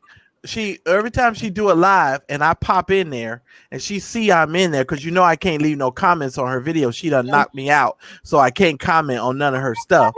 So but when she sees me and she recognizes me, she start talking, and I know who she's talking to. She's talking directly to me. So today I clicked right the fuck off. She thought she was gonna sit up there and talk to me through the video, and I clicked right on off because she started talking about her hair and I'm a mother first, and I'm a mother and the father to my kids. Because y'all know all she do is come back every time I say something and she repeat it and then try to give me a rebuttal. But I don't watch her stuff. I just pop in when it comes up on my phone and say she's live. I'll click in there real quick to see what she's saying. And she had that Tasmanian devil wig on again today. She had that same wig on again today. I say, Lord Jesus. Wait, the curly one or the one that looks that damn curly wig. She had that Tasmanian devil wig on again. I looked on one Marcellus, get her address so we can send her, so I can send her a new wig. Right? Was cornrowing her hair in one of the videos, and her hair is almost straight white, like up here in my beard, underneath the wig. And I love women with white hair. I love gray hair. I don't think anything's wrong with it. I love it. I absolutely love it. I like it. And don't have that. And if you like the salt and pepper, I love the salt and pepper look. I just like it. I really do. I ain't going. I know, Roxanne. I ain't going. That Donna Brazil look. Oh yeah, I like it. I do like it. Yeah, what? That Donna Brazil? This Christmas, yes. Who is Donna Brazil? Y'all gotta see the picture. She's a political analyst. She used to be on CNN before things got bad, and now she's over at Fox. What? Yeah. She's been at Fox. She's been at Fox for like 2 years. Right? About 2-3 years, yeah. Wow. Giving them hell over there too. Yeah, after that whole thing with Hillary, when she was hosting the debate, and they leaked that she had the questions and she was giving the questions to Hillary ahead of time. Mm-hmm. Yeah, that got her jammed up real bad. Okay. All right. Well, speaking of campaigns and votes, and there is a donor. And Daryl, you sent this to me, and I said I had to put this on the list. So Trump was trying to say, "Oh, it's a fraud. It's wrong. We need to recount the votes." Well, some man had $2.5 million. He gave it to an organization here, I think, even here in Texas, I think, that was going to push for the votes to be recounted, so they can, because they thought Biden was still in the election. Well, when the GSA, when all the states start putting in their votes, and they're like, "Oh, we're Biden." GSA says it's Biden. So the man now wants his money back. Nope. You're a $2.9 million fool. They offered him. They said, "Hey, don't sue us, and we'll give you $1 million back." They shouldn't even have done that. They should have said, "Hell no, no." If you stupid and you put your money up like that, you dummy. Shit. Exactly. They would have told me to kiss their ass. I'd have told him to take a day off and kiss my entire ass. But look what he was going to sue them for: failure to prove voter fraud. So they running around here talking about all this voter fraud, and they know it's a lie. And then they took this man's money, knowing damn well it ain't no voter fraud. And now, but does he deserve his money back? Yes, but should he get it back? No, because he's an idiot. Here's the thing, though, Marcella. You know what might help that man get his money back? All of these judges that have dismissed these frivolous ass lawsuits, he gonna use that as proof when he go to court. Yeah, and he would win. He would flat out win. He'd win. Absolutely. He has a shot at getting his money back. Maybe not all of it, but he might end up getting $2 million of it back. What an idiot, though. He might say, "I need pain and suffering because y'all made me look like a fool in front of everybody, so I need another meal or another half meal." But you know what? What an idiot. The damn thing about it, can't you write off campaign donations on your Yes, you sure can. Well, no, actually, you cannot. Donald Trump, actually, when Donald Trump got into office, he changed a whole bunch of things. And so you can't actually write off like a lot of stuff that you used to be able to write off as a business owner, even your tax deductible donations. Some stuff you can't even write off no more. What? Some stuff you can't. Yep. He changed a lot, but Biden's gonna reverse it, just like he was never in office. So once Biden get in there, he gonna executive order. He gonna kill him with them executive orders. He gonna reverse all that. And then I'm gonna get on here like Paula White, and I'm gonna be like angels from Africa, hold up those executive orders, and we send them Rika Tiki Tika Poka Taka. That's exactly what I'm gonna do. I'm gonna get on this to hear. It sounded like she was saying Ricky Tiki Tabby, and I don't think about that book that I read when I elementary school. Look, those videos of that guy that did the commentary, he was an atheist, but he had the best commentary to that. He did. I mean, he was calm. Scam evangelist. Oh, I loved it. It was just he had some of the best commentary, and just because he was an atheist, I was like, they're gonna give me a hard time for sharing this video. But I was like, listen, he had valid points. You need atheists to be to pinpoint flaws in our Christianity because we be doing some crazy stuff. Now, and I tell you, Daryl, what really got me when I watched the video when he was like, "Well, what was that dude doing that was walking back and forth?" With the damn, and then he did the peanuts with the blanket. Oh my God, hilarious! That was so funny. So funny. The black woman still walking around talking about volleyball practice. Exactly, crazy, just nuts. Let's go ahead and get into our pop culture. I don't know if I totally forgot about the American Music Awards this past week. But it seems that on Twitter and Instagram, there was a big hoopla about J-Lo's performance, and that it looked like Beyonce's 2014 performance. I know it might seem trivial to some people, but I kind of wondered because she's a white Hispanic that it's like, oh, here's another white or Hispanic or in some cases Asian lady copying a black lady and getting praise for it or more praise for it. Why don't we making music? She's like older. She's older than me. But she looks good though. No, she's the same age as you. She looks good though. Yeah, I'm just saying. She looks good. She looks good now. Yeah. No, she look good though. I'm just saying. She's exactly our age. Yes, exactly. And she looks amazing. I'm just saying. Now, Kimberly. Okay, Kimberly, let me shoot this down. Kimberly, why should we care about this when we don't care that Beyonce was copying off of Mariah Carey? Why don't we talk about the fact that did that? Beyonce's been copying off Mariah Carey, and if you go back if you look at some of the covers of Mariah's old album and look at Beyonce's new stuff, Beyonce was been stealing from Mariah Carey, and don't nobody ever talk about that. Don't nobody ever say nothing about her stealing. Well, I've heard some things about some of the songs that Beyonce has written. They're like, We don't think you wrote that. But that's the first time they're ever saying that, oh, they think it was Mariah Carey, though. Oh, no, she's been stealing from Mariah for a while.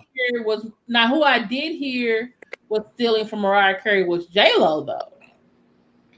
Well, J-Lo steals from everybody. One of Mariah Carey's songs. Let me just say this. She can't even, ain't on the same level as Mariah. How can she steal like Mariah Carey song or something? And they both were signed to the same company as Mariah's first ex-husband, Tommy Mottola. And he did something to get back at Mariah, and so he gave a song to J-Lo that basically was Mariah's song. So. Daryl, you've been alive. You and Roxanne, we've been alive on the planet long enough to know that white people steal everything that we do. Little Richard had to deal with Pat Boone. That's why he sped up all of the music and threw in the wop babaloo bop wop bam boom. Every time we do something, they steal it. And this goes back to our situation when we talk about our culture and understanding and recognizing our value. We bring so much to the American culture and landscape. And we're moving into a generation now, people, and I'm so serious. You need to be paid for your content and the work that you do. If you're not being paid for the work that you do and the content that you create, you're going to be left behind, because we're getting into warp speed now as far as content creation. Think about it. There are millions and millions of videos that are uploaded to YouTube every second. Mm-hmm. So there is a race that's being run here as far as content and getting your name and stuff out there. So people need to understand that. And you're in a race. You're in a race. So it is what it is. I'm just telling you. But I know you say, Beyonce copies everyone. But can we still call J-Lo out for it, though? Why? They copy each other. They've been doing it. I don't see the point. But J-Lo has a history of copying other people, especially Black women, and passing it off as their own. And people are like, oh, we love J-Lo doing it. But it's like a Black woman did it before, and y'all were not. But J-Lo's been robbing from our culture for years. And even when she was wait a minute. Called up for it though. Okay. Even when she was dating Puffy, the thing that killed me for J-Lo, and I left J-Lo alone years ago. That's when I was done with her. Yeah, when she was dating Puffy, she was doing all that. I'm around the way, girl. I'm Jenny from the block, and all of this. But then when them bullets start flying, she was like, "Oh, I'm out. I ain't Jenny from the. I'm Jenny from Manhattan. I ain't Jenny from. I ain't Jenny from. With Ben Affleck, she got on husband. Got a white boyfriend. Right. I'm out. I'm Jenny from the block no more. And I said all of that to say this. If you're gonna be Jenny from the block, be Jenny from the block and be genuine about where you're from. Don't come to our culture and eat off of our culture and then, try to pretend, make your money. And it's the same problem that I had with Paula White. Paula White is our Jenny from the block. She's our J-Lo, because what she did is she came in the Black community in these Black churches and she made her money. And she called y'all nappy headed and all this kind of stuff. And y'all let her get away with that because y'all thought that stuff was cute and funny. And I never thought that stuff was funny. And now here we go. Jenny from the block. She back on the block again because she left the block for a minute. Same way, though. Yes, culture vultures. Yes, Mariah's the same way. Have y'all seen the new Beats by Dr. Sitting on a rapper's lap one day and then she's white the next day. Have y'all seen then she's Black again. Go ahead. I'm sorry, girl. Have y'all seen that Dr. Dre commercial that's been out this past week? Yes, I saw it. The one that's on YouTube that they've been running. There's a good one on YouTube. Yeah. Mm-hmm. And he's like, you love our culture, but do you love us? Correct. I love that commercial. Oh, got a point, Monty Love. And she don't even speak Spanish. She don't even speak Spanish. Wow. Well, I guess you don't need to speak Spanish to sit on a Spanish man's pee-pee. Because she with Alex Rodriguez now. Roxanne, you don't need to speak Spanish to sit on and go, hey papi, hey papi. I guess not. Shoot. She was sitting to go, hey papi, hey papi. Right? She didn't care. Well, Yeah, I bet you her kids can speak Spanish. Yeah, I probably bet so. you that. Yeah, probably Probably so. so. I think, yeah. A-Rod giving her the A-Rod. And look at all of these black men that, oh man, I ain't going down this path. I'll leave that alone for another day. Next one, we had talked about this in the 18, our chat a couple of days ago before Thanksgiving. Macy's is actually going out of business, but they chose to have the Thanksgiving Day parade. And I know we were talking about like, should they even have one because of COVID? But they had one anyway. I think with less audience, no audience, and they had the people with the who holding the floats or holding the balloons. Well, that Thanksgiving Day parade, let me hip y'all to something. That was not a real parade. That was a parade from times past. My roommate thought that was a live parade. And he was watching the whole parade until I saw, and I had to show and point some things out to him. I'm like, dude, do you not notice nobody in this whole video has on a mask? And there's hundreds of people on the street. I'm like, this is a recording of a old deal. And so they sort of wove some new singers in, but they were in locations. But that parade, that Thanksgiving Day parade, that was a fraud. That wasn't no real parade. That was a recording.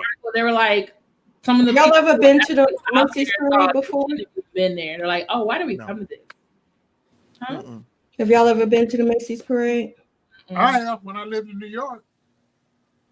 Yeah, I went as a little girl. My grandparents. I lived in New York there. 2 years. I never been I went. Wow. like all those people. Just to see I did it. Oh yeah, I went. I loved it. I had a good time. Now the one thing I didn't go to because I knew it was going to be a nightmare was when they do the New Year's Eve in Times Square. I never did that. I never did that either. You couldn't pay me to do that. All the millions. But I wouldn't even do that in DC. So. And then they trying to get on the subway to go home. Oh man, it takes 3 hours to get on the train. Well, let me just clarify something. The Thanksgiving Day parade and the Macy's parade is two separate parades. So I wasn't referring to the Macy's parade. I was referring to that Thanksgiving Day parade that they had on Thanksgiving Day. That was old, and that was all recorded. That was old stuff. Oh, okay. Well, the one that I looked at, the Macy's Thanksgiving Day parade, I had 2 issues with. One was from Jaded Nerd, and he said Patti LaBelle was there, which I didn't know she was going to be there. I would have watched it. And so he's showing a clip of Patti LaBelle singing, and while Patti LaBelle is singing, they start to introduce the next act. I'm like, who wants to know? Who want to hear the Goo Goo Dolls? I want to hear Patti LaBelle. That's your black ass. White people. Right. Did she have on a mask, by the way? Did she have on a mask? I think she was recorded too, because it looked like she was listening. Exactly. That's why I said it's all recorded. And they had these weird people dancing, and I'm like, what are they doing? This is, I don't know. They should have thought that idea. Also, they got into some trouble there. One of the historically black sororities, some members of Zeta Phi Beta were there at the Macy's Day Parade, and they got introduced as a diverse dance group. Diverse? What do you mean diverse? Like, how are you gonna say they're a diverse dance group? They're not. They're all black women. Well, and one of my college classmates was involved in that dance group, and it's not going over very well on Facebook in the Divine Nine groups at all. My grandmother was a Zeta. It's not going over well. Really? It's not going to end well for them at all. I know some really cool Zetas. I always find them very down to earth. But Zeta Phi Beta is one of the 9 historically black fraternities and sororities, and their colors are what? Blue and white. Blue and white, I think. And they celebrated their 100th anniversary this year. They couldn't have their convention because of the COVID outbreak. Like the rest of us, they had to cancel theirs this year along with us. We were supposed to be in Florida. I forget where theirs was supposed to be, but this was their centennial year. They were founded years ago. White people are never going to refer to us as anything respectful we're going to have to come to grips with the America that we're actually living in. And I have to say, I remind myself of this every day. The Trump administration didn't create the problem. It highlighted the problem, and it reminded me of the problem. And it reminded me of how big the problem was. 73 million people in this country still thought that Donald Trump should be our president. 73 million people.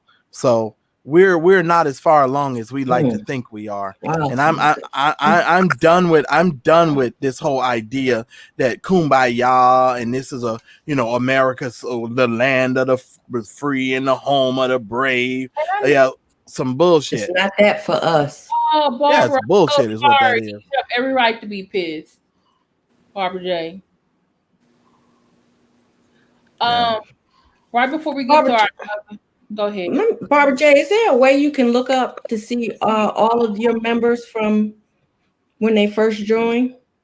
When it's like first created? Yes, it's a because I like to find my grandmother's name there. All of our organizations have a registry. You can go look. You can probably Facebook Messenger. You remember when Parking Lot Thought and Bishop Breadbasket and all them over there was saying that I wasn't really a member and all that crap? Mm-hmm. My name. I'm just hating because they could never join. Yeah, my name is on the National Register. The day I was initiated, how many people were initiated with me? All of our names. But at the same time, they saying you're not really that. You have somebody else over here talking about you went in the car with one of your frat brothers and you went on a murdering spree. So it's either I am a frat brother or I'm not. Like you can't go from. That's why I said that Wonder Powers was so retarded, just retarded. I'm a killer Q or I'm not. Right. Yeah. And if a Q would see you with that on your arm and you not a Q. Oh my God! Mm-hmm. I ain't gonna tell Daryl what would have happened to you. Yeah, exactly. I ain't no more. I just like burning myself up. I got 3 of them on my body for no reason. Okay, all right. How long did it take you to heal? The scab falls off in about a week, or either they snatch it off because they be horse playing with you and snatch it off. Well, Daryl, if you would have told her you were still healing, Kimberly would have started making you some soup and trying to find a way to ship it to you. Did you see how she did it? How long did it take you to heal? You know what I'm saying? Ask the question. It's just like when a woman ask the question as a concern. It's just like when a woman accidentally burns herself with a hot curl, like they jump and that's it. And leaves a little pink. How long did it take you to heal? You hear that? A week. Look, you see what she do? I tell you, that Kim's something else. Go ahead, Kim. Okay. I think Daryl, was it Marcellus, or maybe it was Roxanne, I can't remember. And put this in the Facebook 18 chat that Lisa Ray said that Holly Berry could keep a man or couldn't. Was bad in bed. That's why she couldn't keep a man. No, you say here, Lisa Ray wasn't me. I said that Halle Berry can't keep a man. Halle claps back and says, "Ask my man." Then Lisa Ray tries to clarify her comments, and she said that because of Halle Berry's WAP, that her WAP couldn't keep a man. So her WAP was trash. They used her box wasn't no good. Said her box was no good. I would fuck Lisa Ray's ass up. Never mind. I ain't gonna say that. I ain't gonna say what I heard. Why would you comment on another woman's cooch? Because women are petty like that. Y'all are. Y'all petty as hell. Y'all petty like that. They don't think Why would you even be thinking about another woman's cooch? They have the same men in common. That's so disrespectful. Halle's problem wasn't probably her sex. Halle's problem, Halle has, and it stems from childhood, and based on people here in Cleveland, because she grew up here in Cleveland, that knew her before she became Halle Berry. She's always been very insecure and had low self-esteem issues. And just like Kimberly Brown. Kimberly Brown has self-esteem issues, and she has a lot of issues. And now, when you listen to her, you see that woman got issues. Mm-hmm. And the wrong people see those kind of people coming from a mile away and will take total advantage of them. See, yeah, That's why Wesley Snipes was kicking her butt. Go ahead, Daryl. Yeah, but see, and here's the thing. Wesley said he never put his hands on her. It was Christopher Williams that was beating her up. Well, you know that ain't what. And then Christopher said that it was Wesley. They're going back and forth. But see, the person that went to jail for it was Christopher Williams. Al B. Sure took the rap. But didn't that guy go to the baseball player go to jail? David Justice. Exactly. My brother never put his hands on her. He was Oh, and that's why he left her. Because I thought something happened with them. Sex addict. No, that was David Justice. Let me tell you, me and David Justice sitting in the bar in Atlanta drinking. That was back during the beeper and the big old phone, the Nextel phone. You know, the big old phone with the batteries on the back. Her phone, she was blowing his beeper up every 15 minutes in his cell phone when he wouldn't answer. He got so frustrated, he took his cell phone and his beeper. It was a glass behind the bar, and he threw it into the glass and shattered it. Liquor and stuff flying everywhere. He had to pay for all those damages. He just got so sick of her calling him. She's very insecure. Very, very insecure. Yeah, they say that Wesley. Yeah, well, they say Medina Wesley. Well, she says that Wesley Snipes did it, but like Daryl said, he's denying it, and they're going back and forth. But I've heard her say that Wesley the Snipes was the one that busted her eardrum. But it is what it is. It was the other guy, the light skinned guy. One of them niggas. Yeah, Christopher. Because Wesley's a 5th degree black belt. Had Wesley hit her, Wesley would have gone to prison because he's licensed to hurt somebody. Yeah, he did go to prison, but not for beating her up. For tax. He didn't go for beating up because that would have been a direct go to jail. Don't pass go if he'd have hit her. That's all I got with that. That's it. I don't have nothing else to say about that. Except I think both of their boxes are trash. Because they can't keep, neither one of them can keep a man, but neither one of them. But Lisa Ray is a gold digger. Halle Berry just got trust issues and she's insecure. Therapy will help her. Yeah. Yeah. Well, I think therapy would help Lisa Ray too, but one of the reasons why Lisa Ray, I think, is by herself is Lisa Ray. Yeah, she's one of these women who don't know how to stop talking. You know, I can understand you, man. You're mad and you're upset, but Lisa Ray goes too far because she even cussed out her own sister live on Fox Soul. Was really mad. She cussed her out live. She sure did. Sure did. She just one of those women. What she cussed her out for?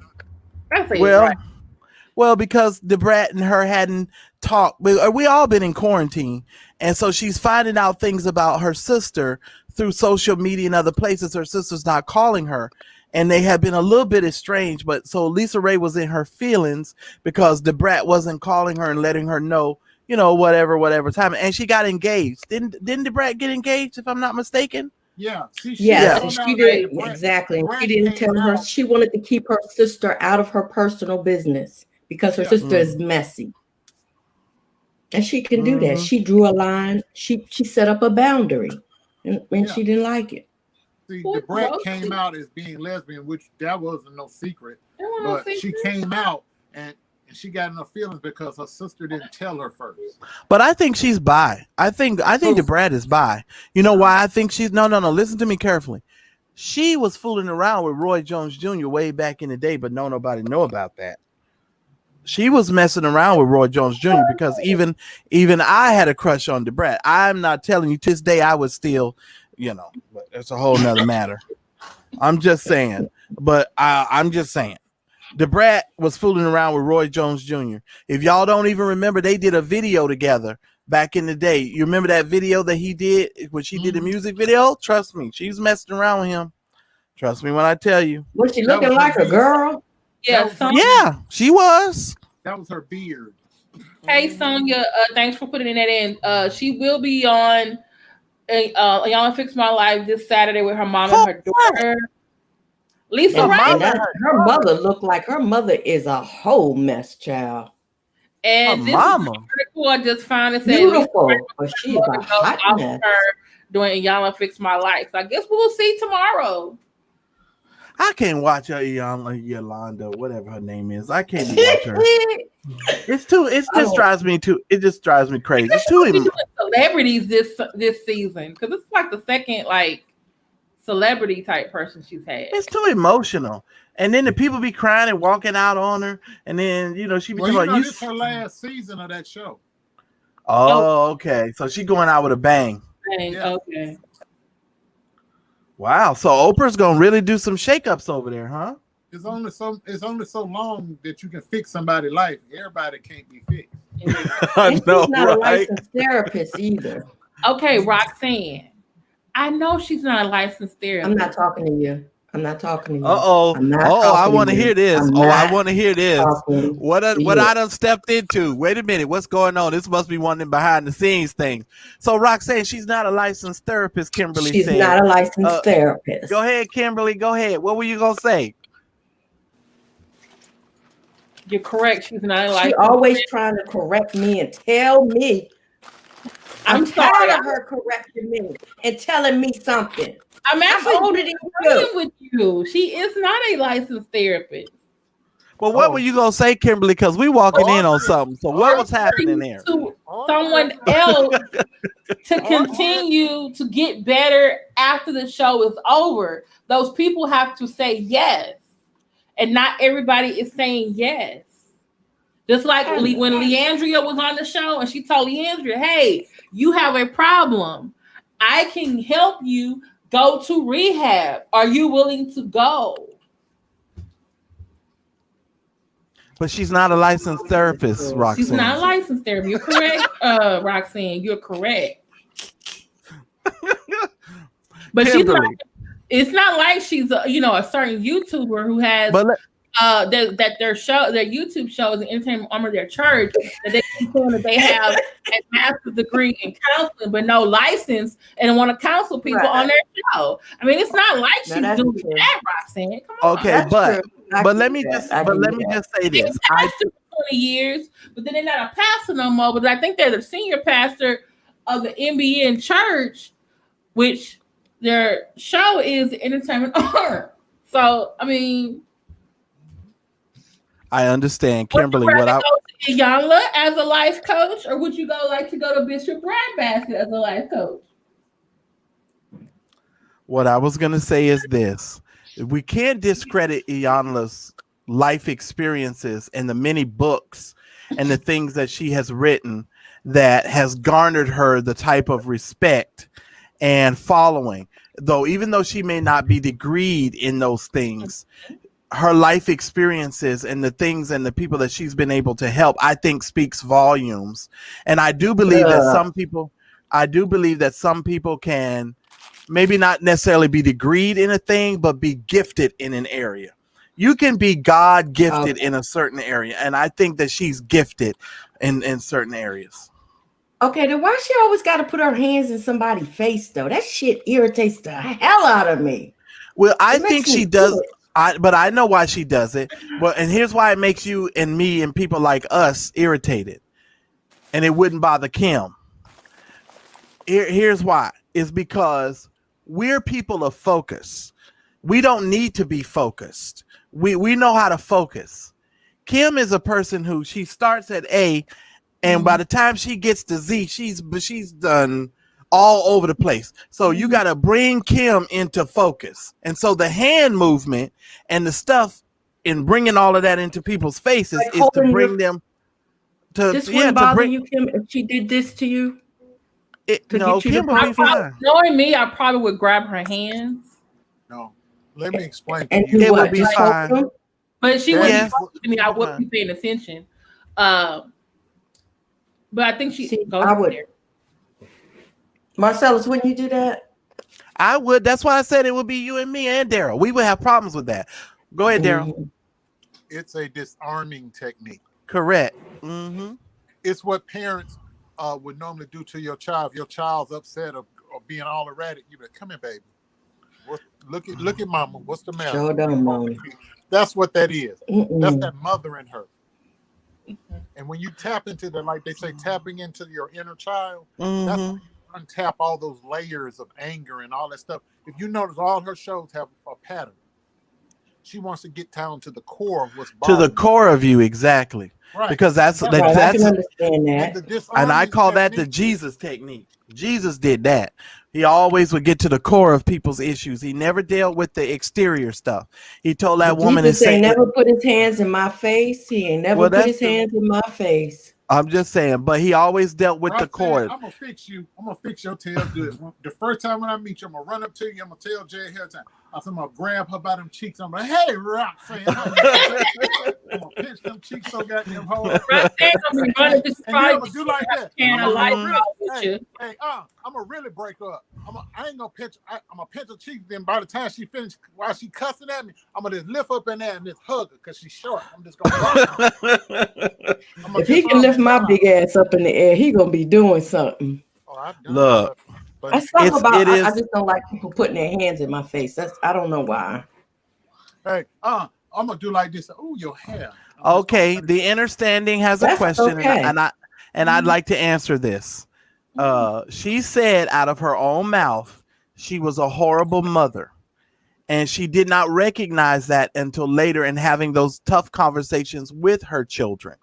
And through the process of having those tough conversations, then she was able to garner and grow and learn from those things. And she even admitted that understanding. So you have a valid point. But here's the thing that I want people to children died. Yeah, I want people to start doing this. Her daughter died, but she does have a relationship with the son. She does. Yeah. Because he's her business manager. He handles all the bookings for her show. When the show first came on. It is possible for you to be flawed in one area of your life and still be gifted in another area of your life. You know, for some odd reason in our society today, they want to write you off when they find your flaw. When people find your flaw, it's like, oh, they want to completely discredit you and write you off. But my flaws are the marks of distinction that make me usable in life. I don't like when people I don't like when we dismiss people's flaws. Yes, it could be a flaw that she was not a great mother. That could be but her not being a great mother doesn't necessarily mean that she can't help or educate someone about great mothering tactics or techniques, because there are a lot of people. You know, there are a lot of people who are horrible at actually doing, but are great at teaching. You know, oh Lord, I wish I could spend some time right there. There's a lot of people, because we used to have a saying that said, those who can do and those who can't teach. Mm-hmm. You know what I mean? We used to have that saying because there are a lot of people who can't do certain things, but they are good at teaching it to other people. They're very good at teaching it to other people. But let me say this. If you're lucky in life, you will be able to have this conversation with your children. And that conversation will be when your children tell you everything you did wrong. Mm-hmm. They'll start from beginning to end. You're going to cry. And it's not for you to disagree, because that's their experience of you. Correct. Amen, Roxanne. All you're supposed to do is listen. That's it. I get it, understanding. I know what you were saying. I was just making another point. Right. I wasn't going on your point. The last 6 years, when I came from New York to Ohio, you had to listen. I had to deal with the anger. Mm-hmm. And I had to clear up some stuff that my son thought that wasn't the case. And I had to have a therapist as the mediator. Daryl, and I'm going to talk about this. And I had to learn from this. And I've grown from this over the years. When I first left the institutional church, I wasn't angry or mad. I was more or less frustrated because I didn't understand why people weren't seeing some of the things that are happening. So when I left the institution, I immediately was like, why are y'all still dealing with these flawed preachers? You understand what I'm saying? And I still have my conversations about it. But what I had to learn is just because a preacher is flawed or a person is flawed does not mean that they cannot grow from that flaw and they cannot lay, and they can't be used. You understand what I'm saying? True. I'm not going to dismiss a person. Let's take the interview that you did with Victor Cousins. Whatever the mistakes that Victor Cousins made, and he did have some mistakes and he had some flaws in that, doesn't mean that those people at Inspirational Baptist Church still can't grow, learn, and be blessed from his ministry and the things that he's putting out into the world space. As long as he fixes his heart and he turns his heart toward God and he tries to do things and become a better man and a better person, those people are going to benefit because of the experiences that he's had, right? And so I wouldn't want to necessarily say totally dismiss the man and get rid of the man. You know, I've grown past that point. Now, back in the day, yeah, you'd have heard me say, niggas, come out of that.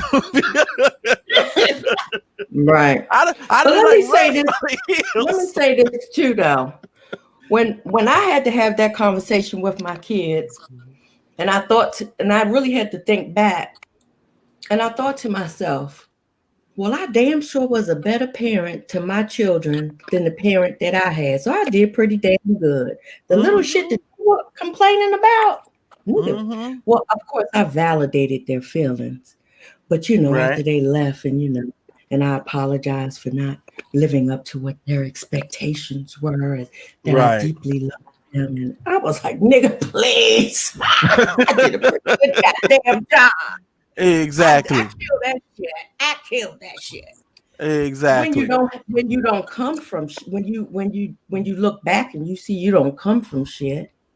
Well, Roxanne, what you actually put together was pretty damn good. But Roxanne, their experiences and the things that they complain about are so minuscule in comparison to the hills and the mountains that we as children had to climb. Exactly. That's my point.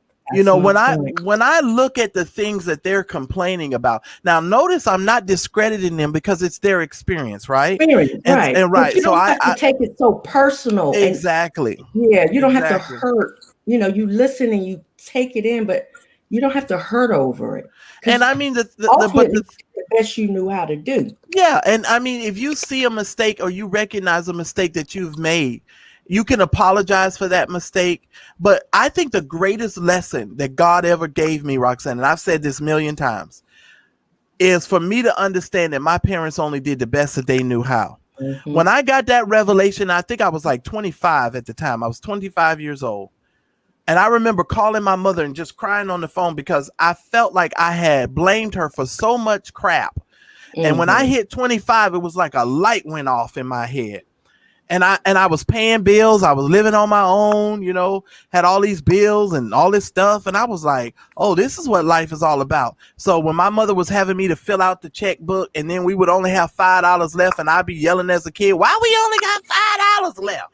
Because my mother was one of those people that say, okay, well, fill out all the bills, Marcellus, and pay the gas bill. And I would sit there and pay out all the bills and write the bills. And then I would get mad at her that when we got down to the end and we only had $5, I'd be looking at her, why we only got $5? And if I didn't write the checks, if I didn't write the checks, it got so bad that the people wouldn't even cut off the light. All they do was knock on the door so I could write the check and give it to them. But same thing with the water, the electric, because it wasn't that they didn't have the money. They was just too trifling to write the check. Yeah, but I think your point is well valid. I think it's well understood. And I think that's a wonderful point. And I think more people should concentrate on that. And I think your program, and as we're gearing up to get ready for your channel, let me just do this little shameless plug. I just really think that's one of the reasons why your channel is going to be so helpful to people.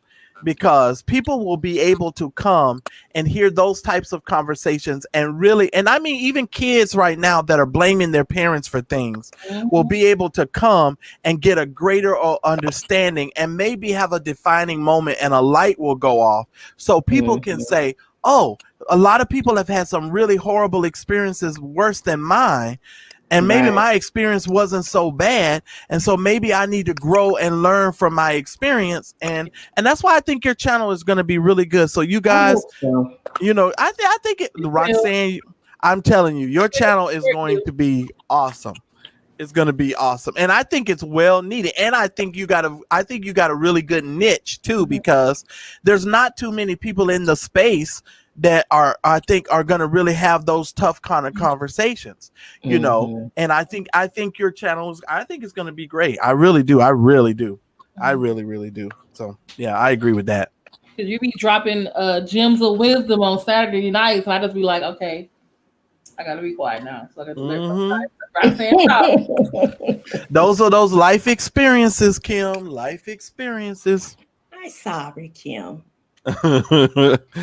I'm sorry, Roxanne. I don't mean to be taking over your show. No, whatever. We could. This iJu joint. We can take it over, Roxanne. This iJu joint. Okay, are we ready? Are we ready for Nubville? Oh Lord. Limits. You don't have the Nutville wait a minute. thumbnail? Oh, I'm sorry. There you go. All right. Nutville.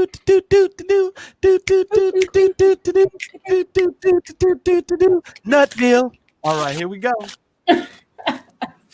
All right, we're gonna come with me and Daryl are the only ones who have a Nutville this week. I'm gonna get us a Nutville jingle written. I'm gonna have somebody write us a jingle. That's what I'm gonna do. And this is Daryl's Nutville. Ready, Daryl? I'm gonna cuss this jackass out. Oh Lord, here we go. Ladies and gentlemen, I have to always keep going through this. And they come up on my page in the comments while I'm snoring. They come up 2-3 o'clock in the morning. This was about my Kimberly Brown video. So this person says, "You're too slow and boring." So I said, okay. I said, but so is your mom. She got pregnant with you, and you're slow too.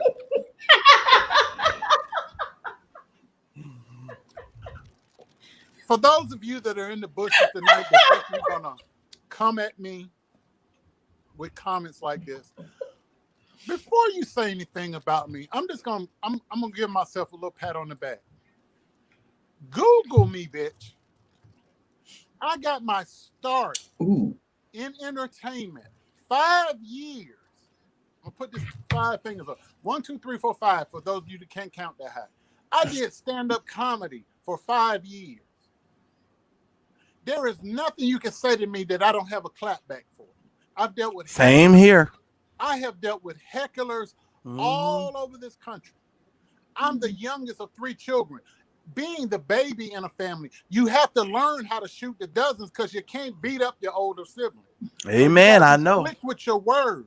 I'm slick with it. Hey, Shoutouts. You will never out-talk me. Anything you come, I'm gonna come back twice as slick and hit you twice as hard. Preach, sir. You're wasting your time. You're up at 2 or 3 o'clock in the morning when your dumb ass should be learning how to get ready for that GED exam that you flunked 4 times. I need me a hanky. I'm waving my hanky. Hey, glory to God. Yeah. Are you preaching here, sir? Preach, sir. Glory. You're coming at me. Hallelujah. You won't come in the live show and get in the comments and come at me. We can't see your face. Oh, okay. You wait till 2 or 3 o'clock in the morning, and then you figure I'm not going to see it. But I see the comments because I get an alert on my phone. Or I get an email. Then that wasn't good enough. The idiot came back again. Put the other one up, please. Oh. Wait, you only gave me 1. I gave you 2. I gave you 3 slides. This person. Go find and put it up. We got time. We'll wait for this. Oh, I want to wait for this. Praise his name. I'm gonna find it because we got to see. I put it in the group chat. But anyhow, while she's pulling it up, this is the main type of person that always tries to attack us, ladies and gentlemen, when you don't realize it. You go to their profile on YouTube. No subscribers. No profile pic. No content. But for the person who I found out who you are, yes, I talked about your mammy. That was Oh, I'm sure it was. I told you with them kids. Okay, I see this one now. Hold on. It didn't say. I was talking about your mammy. Your mammy looks fugly with a gold tooth. and she's slow. And I checked on it. And I said, she got mad at me because I said her man was gay. Yes, he's gay. He's extra crispy gay. He kind of was. He was, though. Okay. He kind of was. You say, you try to make a comment about my age. You know, they say old folks give you worms. Nobody wants your worms. And I said, well, your mama did, but the line was too long, so I left and went to your granny's house. Only a 3-minute wait.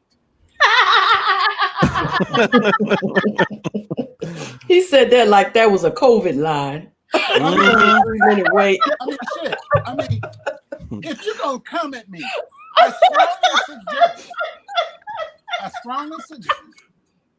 And Angela Elmore the first, please don't come to my video being mad because I laughed. That shit was funny. Because I'm like, damn, if you're going to come at me, you don't have the background and the sharpness of wit and intellect to even come at me. Me and you going back and forth with each other is like me beating up a toddler. It's no competition. It's a waste of my time. It's counterproductive. Why would you subject yourself to the verbal onslaught that I'm going to put on your ass? And he put a verbal one on you too. And I'm going to go at you. And that was me being nice to you, ma'am. I could have really hurt your feelings. Because the stuff that your big mouth mama said about you during her life, I got all of your background. I never met you. I know about the situation behind the church. I know about you being a stripper. I know about your brother gangbanging. Wait, this is a child? I could have really. That is the profile that you use. Kimberly, don't do it. One subscriber, no content. And the one subscriber, we know who that is. That's your mammy. That one subscriber you had, that's your mammy. Well, Daryl. But let me just. You need to go to the bookstore, half-price books, get you that GED book, and y'all need to sit down at the coffee table instead of doing lives and going and trolling people's comments. You need to get your GED. But isn't this amazing, though, Roxanne, how Daryl made one comment in one video to this one lady, and he is still having to deal with the ripple effect because these people cannot deal with folks saying something to them or saying their truth to them. The mere fact that Daryl said that the woman's boyfriend was gay drove this woman and her children to the point to where here it is November the 27th after Thanksgiving Day, and they are still talking, still mad, and they still upset. Isn't that a mess? At 2-3 o'clock in the morning, because Daryl told her the truth. Hey, legit doctor. Daryl told her the truth. Hey, Lynn Pierce. I told her the truth. Your man gay. It's holy. Actually, you were not. You said he's holy and gay. I mean, you went to his house. Kim is such an enabler. You butt naked. He saw your orangutan silverback looking ass naked. He screamed and ran.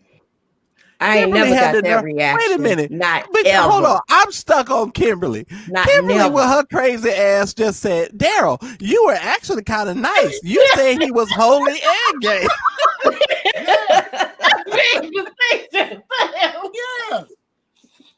Yes, Kimberly is something else. You could have said, girl, that motherfucker's gay. No, you said, no, he's holy and gay.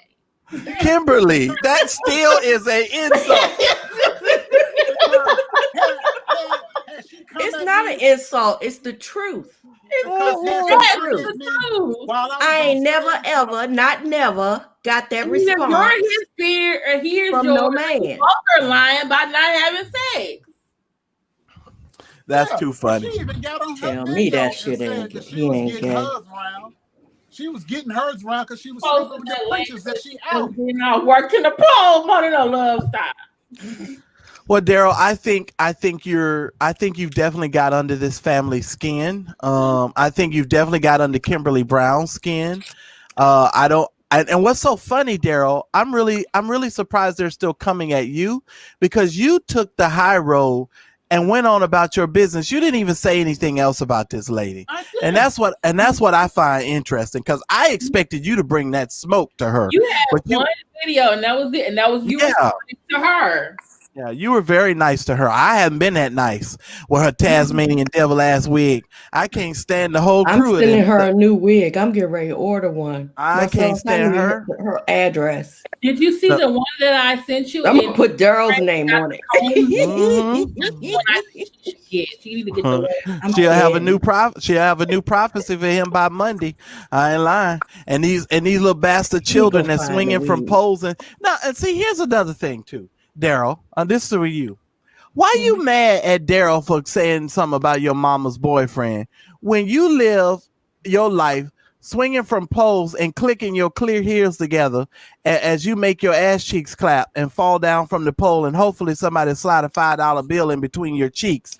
I mean, how you mad at him for having a conversation about your false prophet mama, and then you gonna come over here and be talking about don't nobody want your worm? Well, obviously you might have some worms, and that's what's keeping you up at night, because I mean, this is ridiculous. You need to find yourself something to do, young lady. Roxanne. GD books. I'm looking for cheap wigs now online. I cannot stand people like DM in your Instagram. I don't like people like this. I sent you a DM in your Instagram. Me? No, Roxanne. Oh, because I'm like, and then yourself. But see, what she need to stop doing is putting these costume wigs on her mama, like her mama about to go slide down the pole. Because these are stripper wigs that she keep putting on her mama and making her mama look all weird. She know better. She should be ashamed of herself because she need to fix her mama up better than that. Yeah, this is ridiculous. Don't be coming to nobody's page with that foolishness, young girl. Go somewhere and sit down. Hey, Rev G. Yeah, you should be somewhere trying to cool off your box, because obviously you using your WAP to get paid. And I know you. And by the way, I know you and your mama's been using your WAP in order to entrap them preachers and do the things that y'all doing over there. So don't start with me, because I have not gone down the path that I could go down with you and your family. I left y'all alone. Now you better go somewhere and sit down, because I know what you're doing over there. Nasty bastards. Hey, you're welcome for the rents. Yeah, you coming on the end of this live. You're gonna have to catch the replay. Because I just want y'all to know how your mama preacher and your daughter's stripper, and she coming to church telling you, oh, I saw the preacher last night in the strip club and he was making it rain. How you know he was making it rain? Oh, he was making it rain on you? And then why is all of these people coming to y'all church to fight? That's why I say I don't like to go down this path, because these are some nasty, disgusting people. Just nasty, disgusting. About prophet guns in the Bible. Tampa, Florida. She had a video to go viral a couple months ago, and she prophelied on Daryl Moore, my friend. I think we need to move on, because I feel a bitch rising up in my spirit. Oh, my Lord. So we need to move on. Okay. All right, this is my nut bill, and because this is check the chat, Kim. You might want to share that. And she was in the middle of a sentence. You see how she a cat? She like a cat who just saw a piece of yarn. She doesn't minutes. Because this is Thanksgiving. She stopped in mid-sentence. Did you see her? Go ahead, Kim. Go, Kim. Go. I got focusing problems. Go ahead, Kim. That is too funny. Go ahead, Kim. I don't know what I'm doing now. I really don't. I forgot what my picture is. Oh Lord. Oh Lord, that is too funny. Oh no. Scroll down. What does it say? Is that your nut bill? Is that your nut bill? Roxanne? Yeah, I'm gonna send this wig to her from Daryl. Mm-hmm. I thought that was Andre. It's $9. I thought that was too. I was like, why you put Andre up there for? It's $9.49 for this wig. Y'all like that? Oh yeah, that's a good one I sent you. Yeah, that's good. Go ahead and send it. I'll call that the fire starter. Because as soon as she put that on that scratchy, dry scalp of hers, there's going to be a show enough fire to start in that church. Oh, Lord. God don't need no address. Shut up in my bones. Uh-huh. Daryl, hey, they gonna be over there. God don't need no matches. Fine by himself. I ain't lying. She get that wig. It's gonna be too much. What the hell is that? Okay, What is so that, because of Thanksgiving, and then me and Marcellus was talking about recipes, right? Oh, So I started seeing around this time there are always these people who want to experiment around Is this Thanksgiving. pineapple? Why do it's you? pineapple. They made potato salad and they put pineapples in it, and I knew said, it. Jesus, I could tell by the color. Lord have mercy. yeah. And this is by a Facebooker, well, actually he was a YouTuber, went viral and then got a job on the Ellen Show. Name is OK Yeah, I like Caleb. him. He's very funny. And he was doing this, and I was with him too. They put, they had their mayo, their seasoning, they had their celery, and then they started putting their things in there, and I see pineapples going there, and I'm like, were these white people? I don't know. He got this off of I think a cooking show, and it says at the bottom it's from someone named Kawaling Pinoy, and I think Pinoy these is are white an people. Asian. Black people name. would never make this kind of tragedy. Mm-mm. This is a tragedy. We would never do this. This is not the time of the year for you to experiment and want to show people your culinary skills. If you're not going by a recipe, either by your mama, great grandma, your auntie, who showed you how to make it, or possibly, even though she racist, Paula Dean, you don't need to be doing the stuff like this. No one's gonna eat this for Thanksgiving or Christmas. What's the little orange stuff? The orange Oranges? Oh, I think they put carrots in there. Yeah. Oh. Yeah. This is like fruits. Yeah, they done made a potato fruit salad. But that's mayonnaise. That's not. I'm like, what the heck? What kind of? You don't do this time of year. Mm-mm. Oh, but I got something worse than this. This is why this is my. That's why I don't. That's why when you tell Kim, stick a pin. Let me tell you something. That's another reason why if I invite you to my house and it's a potluck, I want to know what you are bringing, and then I'm going to ask you how you prepare it. That's the kind of person I am. You're not just going to show up. You're not going to show up at my house talking about, yeah, I'm bringing potatoes. How do you make it? I want to know what you put in it. I'm going to ask you a whole bunch of questions. You're not showing up to my house with no pineapple potato salad. That's what you're not going to do. You got a food shortage going on, a COVID crisis. It's Thanksgiving. You over here want to experiment. No. I don't do potluck. No. Well, I rebuke this potato salad in the name of Jesus. Mm-hmm. Okay. I rebuke potluck altogether. It's even worse because some things don't, like pineapples don't go in potato salad. Just like your desserts. Are you clapping? Yes. Cookies don't go in mashed potatoes. But guess what? Cookie company put a recipe idea on their Facebook page. Who says Oreo cookies can only be? I know that ain't in no damn mashed potatoes. Yes, it is. I know that's not no mashed Oreo potatoes. cookies. Y'all ain't right for this.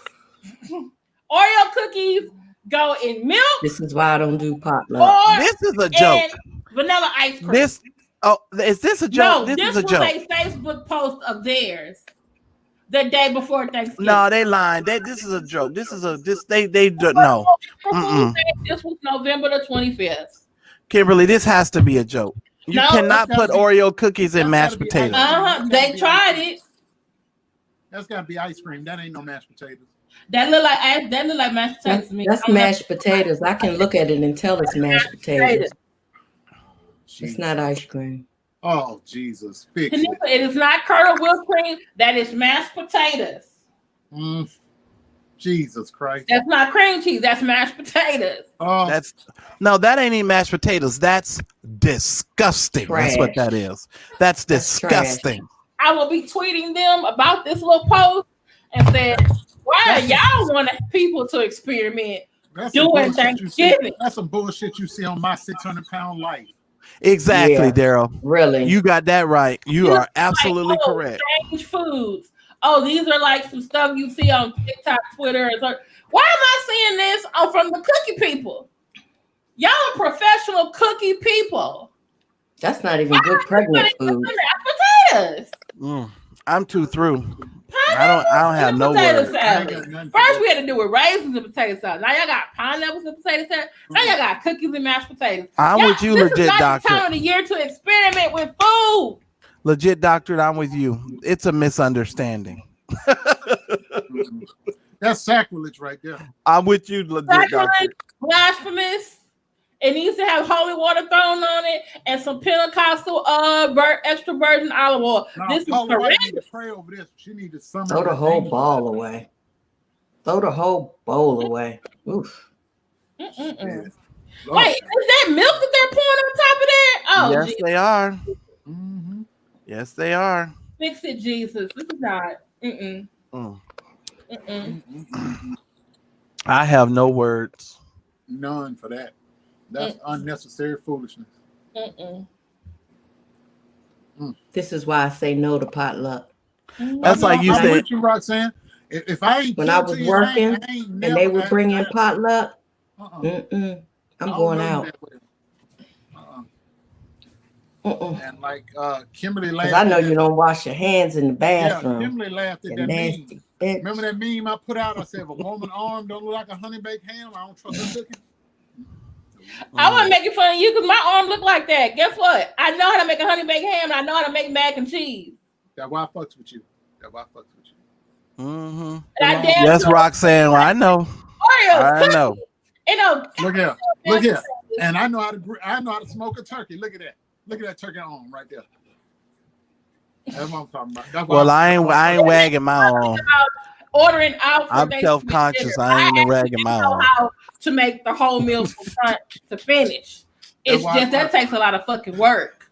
And I'm not about to do that this year. That's why I trust your cooking, both of y'all. And I definitely trust Jay, because Jay be out there on his deathbed. And I can make cornbread from scratch.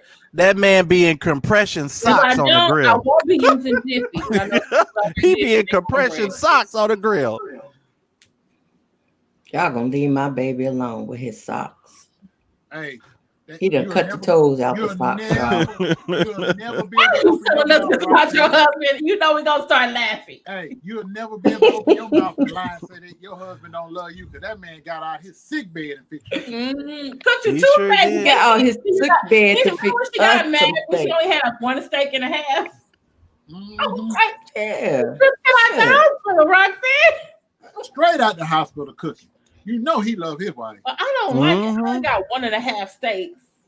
That wasn't the same time, Kim. That was not the same time. It was a different time. Oh, you know how? No. Hey, that man was out there on the grill with an IV drip in his arm. You know he loved. He was not. He sure was. With them compression socks. Happy to be back from the hospital. He didn't know what to do. Wait, what? Hey, and then he did it in the midst of a COVID crisis. You know he loved it. Oh, hell no. He in our backyard under our Daryl. That man was in that backyard with an IV drip and some compression socks on, singing "Living in America" while making her some steaks. So she knows she ought to always appreciate him. He back there singing James Brown, talking about living in America. I'm just saying. Right. He know he took care of his wife. He made those steaks for himself. Actually, quite a few other cultures have mashed potatoes. Well, yeah. Well, most like my niece likes mashed potatoes. She always had. You have to have mashed potatoes for her. For us, it was always growing up. For us, it was always potato salad. Mm-hmm. Yeah. Well, I want to tell you right now, if you ever come to my house, talking about you bringing something, I am going to ask you a meal. No, ain't gonna be no surprise. No, ain't gonna be no surprise, because I'm very particular about my food. And see, as you get older, I can't waste meals. Like because I'm getting a bunch of calories, so I need the food to be at least good. So you ain't gonna bring no bull crap over into my house talking about this is no dinner, because that's wasted calorie eating that I'm going to be doing. So when you put something on a plate in front of me, it's going to have to be delicious, and that means I'm gonna have to be able to enjoy it. And if I can't do those things, and you probably will never be invited back. Never be invited back. I will never invite you back. Now, if I'm at your house and I say, hey, I want to make cornbread dressing, but I need to make it at your house, then I'm going to make it at your house. Okay. Well, here's the thing, Daryl. Last year I had a Friendsgiving. Oh. I invited a friend over. I asked him to bring the ice because I knew this nigga couldn't cook shit. Bring the ice. I said, all you have to do is bring the ice. Do you know this Negro did not even bring the ice until later? We was eating and done and had our drinks and everything, and he didn't even bring the ice. Do you think he was ever invited back? No, I don't play things like that. I hope you sent his ass back out the house for the ice. No, I was like, no, it's all right. Somebody else brought it. And that taught me a lesson. Because if I tell you to bring something and then you say you're going to bring it and then you don't bring it, oh, no, you are never coming back to my house. No. Because I do believe I heard it in the scripture. Jesus say, shake the dust from your feet when they don't bring the dish that they promised to bring. You don't say that nowhere. It don't say that nowhere. I think it's in the book. I think it's in the book. I think Jesus said you shake the dust from your feet. Doctor, there are some dishes your digestive is too delicate to ingest. I know that's what I want. You say mashed potatoes or pineapples and potato salad is one of them. Now I do like pineapple on my ham or pineapple on pizza, even though some people don't like it. Ham and pizza. I like the Hawaiian pieces. Yeah, I like the Hawaiian pieces, but I don't need no pineapples. Now let me ask you a question though, Marcellus. Your friend on Twitter got mad at Kamala Harris for her cornbread dressing recipe. Who, Marjorie? Miss Justice. That's Marjorie. Let me explain something about Marjorie. First of all, Marjorie, I love Marjorie because she's so outspoken and she's like me and she has such wonderful opinions and she don't care what you think. But Marjorie and my other friend and I have been going at it about the Biden administration. Oh. And I don't want to get into it. The only thing I can say is I fundamentally disagree with everything that they stand for and say as it relates to the Biden administration. They have their feelings about it, and I don't, because they were telling me that the ballots was fraud too. So I was like, y'all are crazy as a jitterbug. I'm not going down this route with them. They just mad. But Miss Justice was upset. She was like, because I saw the apples too, and I was like, that's apples and cornbread. But then when I looked at the whole recipe, I was like, okay, because she had the same thing that your friend who made your dressing. And she just added apples. So I was like, I wondered what the apples taste like. I'm gonna give her the benefit of the doubt. But Kimberly, I saw recipes. No. Okay, let me explain to y'all something. But your friend was like, this is why we don't think you quite know it. But look, every year, I go through everybody's posts and I will judge your food. And I will tell you whether I think your turkey is beautiful, if your turkey looks dry. I make a point every year. If you put your food on social media, you put your stuff out so that people can judge it. So don't get mad at me because I do it every year. Now, this year I was kind because I did see some struggle plates. And I said I wasn't gonna say nothing because I didn't want to offend anybody. Marcellus, we should do that next year. Maybe I was killing them last year. Like I had a friend. No, we need to do a video. I almost lost a friend last year because he posted a turkey. And I told him that he needed to put Neosporin on the turkey because the turkey had 3rd-degree burns. And he got real bad at me. Talking about, well, my wife was sick and she was struggling in the kitchen to make this turkey. I was like, well, your wife should have put the Neosporin on her and the turkey because the turkey had 3rd-degree burns. We should put $20 up a piece to find the worst food posted on Facebook or Twitter. Oh, please. I ain't lying, you guys. I judge your food. Now, Jack, there's a lot of you, if you know that you're in the comment section, there's a few of you, I don't went to your post and commented about your meals on how they looked. Because that's just what I do. I do it every year because I'm just a food guy. I like food and I cook, and so I judge the food. Now, one of you, I asked her about her turkey because she cut her turkey up into all those pieces, and I was like, well, didn't that dry out the turkey? Because I don't like for the turkey to be dry. I hate dry turkey. But she said the turkey, the juice over it. Yeah, she said the turkey wasn't dry, so I left it alone. But I was like, okay, if you say so. But I've seen some pictures. Had grapes and greens? What lady had grapes and greens, Tanika? Oh, God. She put grapes in the greens? What lady did that, Tanika? Oh, I'm done. I'm done. See, y'all out here. The good Lord gave us this good food. And y'all out here messing it up. Thank you. But let me say this. Y'all know I bought those new pots, right? Mm-hmm. Right. I cooked those greens in that new pot. Mm-hmm. Them pots are something else. Yes, they are. They're good pots. You got good pots. Mm-hmm. I thought I cooked those greens halfway. When I warmed those greens, I warmed the greens up and tasted them. They were mushy. Ooh. Ooh. Come to find out, the pot distributes the heat evenly in the pot. So you didn't even have to cook them for as long as you did because of the way the heat distribution was. Wow. And I'm telling you now, listen, I'm so into cooking.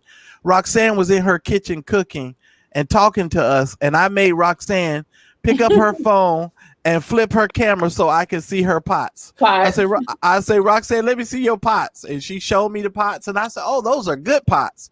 And then she ended up, she got blessed because she got double set. She needed to ship me that other set of pots. But anyway, I was going to ship me the other set. Look, she needed to ship me that. She needed to send me that other set of pots.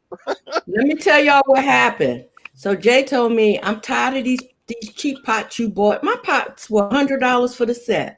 Anyway, they were all bent up and whatever. So he said, go and buy an expensive set. So I found a set that was $299. I got the price down to $223 with my Kohl's cash, my 25% off, and then I had a $10 coupon. I did the damn thing. Y'all, why they send me 2 sets instead of 1? So did she got a double portion?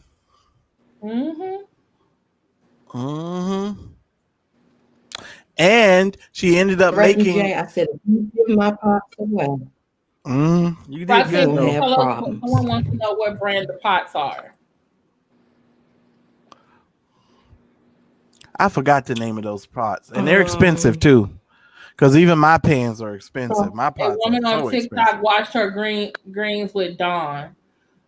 Oh, I've seen them do it. No, for real, Daryl, no lie. I saw a woman. Y'all think I'm making this up? I've seen people wash their chicken with dishwashing liquid on the internet. No, I've seen people do it. Sure have. Can y'all see that? No, it's blurry. It's blurry. Tim, I'll send it to you. Yeah, go ahead. You guys go to the group, Facebook group, and we'll post it in there tonight. Okay. All right. Any last words from you two? Words of wisdom? Daryl? Stay out of my comments unless you want your feelings hurt. He told you. Marcellus? I heard that. Only thing I can say is just keep praying for the 18. We got a lot of work to do next year, and I'm trying to get caught up with everything I have to do so that I can concentrate and get our stuff done. So y'all please be in prayer for us because we need it, because we got a lot of stuff over here that we're doing. And so just be in prayer for us, and please support the channels, share. And Kimberly hasn't been doing this all night, but I need for everybody before we get off of this live here to hit the like button, because Kimberly hadn't done that. You got to periodically stop. I see you, but you need to stop. I need everybody to hit the X I need y'all to go out because this is on Kimberly's channel this week, and I need y'all to hit the daggone like button. At one point, there was like 80, 90 of y'all in here, and y'all should have been on hit the like button. So please hit the like button for Kim. I would really appreciate that.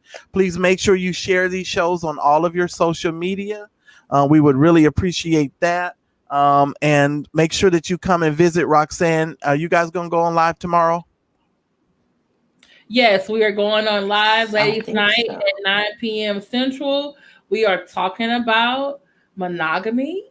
Is monogamy overrated? Is polygamy better? All right. And then on Sunday, I'm gonna call in. And then on Sunday, well, you know she ain't gonna let you call in. You know she treat us like stepchilds on her little program. We get treated poorly. You see, you was dismissed. I just she shut you down today. Get to talk first, and we get their questions heard. You're not the boss of us. You are not the boss of us. You little history teacher. You're not the boss of us. If we come over there, we get to talk, and you can't be telling us when we can say and we can't say. It's our juke joint. It's our juke joint. Whatever. I tell you, she's Thor. She thinks she's Thor. She always trying to put the hammer down on somebody. Whatever. I'm gonna send you to the principal's office this week. And I'm gonna make sure he don't spank you because I know you'd like that. But anyway, what was I going? Wait a minute. Sure would. Now wait a minute. She done threw me off what I was about to say. But make sure y'all share these shows. Make sure y'all share Kimberly's show. Hit the darn like button and join me Sunday at 8 p.m. Eastern, 5 p.m. Pacific. We're gonna have an awesome show. I'm gonna be talking about a whole bunch of mess. I'm gonna even introduce y'all to a couple of new cast of characters. And so just get ready. Sunday, we're going to have a wonderful time. That's all I got. See y'all Roxanne, Sunday. Any last words? Shopping till you drop. Are you From home? Black Friday? Wait a minute. Hold on. Home. That's good. Wait, whoa. Are you buying Black Friday stuff? Because I already got my grandkids, the kids. I'll finish y'all. The only person I got now is Jay, but I'm not going out there. So you're not buying any, so you're not shopping anymore. Because I only bought that robe because your butt was on there in their internet shopping. I would have never bought that robe if it wasn't for you. You would have never got that robe for that amount of money either. I know. That's very true. And if you want to get your mother something, you need to use that 25% off and go on there and get her something. That is true. That's very true. I should go do that. Now. I will go do that. That's a very good point. You are absolutely right. You are absolutely right. I will do that. Y'all know I will save $1. Yeah, I will go do that. I'm not going out there. Y'all stay at home. Stop going out. Just stay There's tons of Black Friday. She's right. There's tons of Black Friday sales, Saturday, Sunday, Cyber Monday sales. Don't forget the nonprofits on Giving Tuesday. Yes, and I'll have a place for you guys to give on Giving Tuesday. Make sure for the DeAndre D. Lampkin Foundation, I'll send you guys some information on that. Yeah. Okay. Well, thank y'all so much for everyone in the chat, the great mods that were here, the visitors, those of you who are in the bushes, even the haters that we have. We thank you for watching us for almost 3 hours. Please like, share, subscribe on all social media.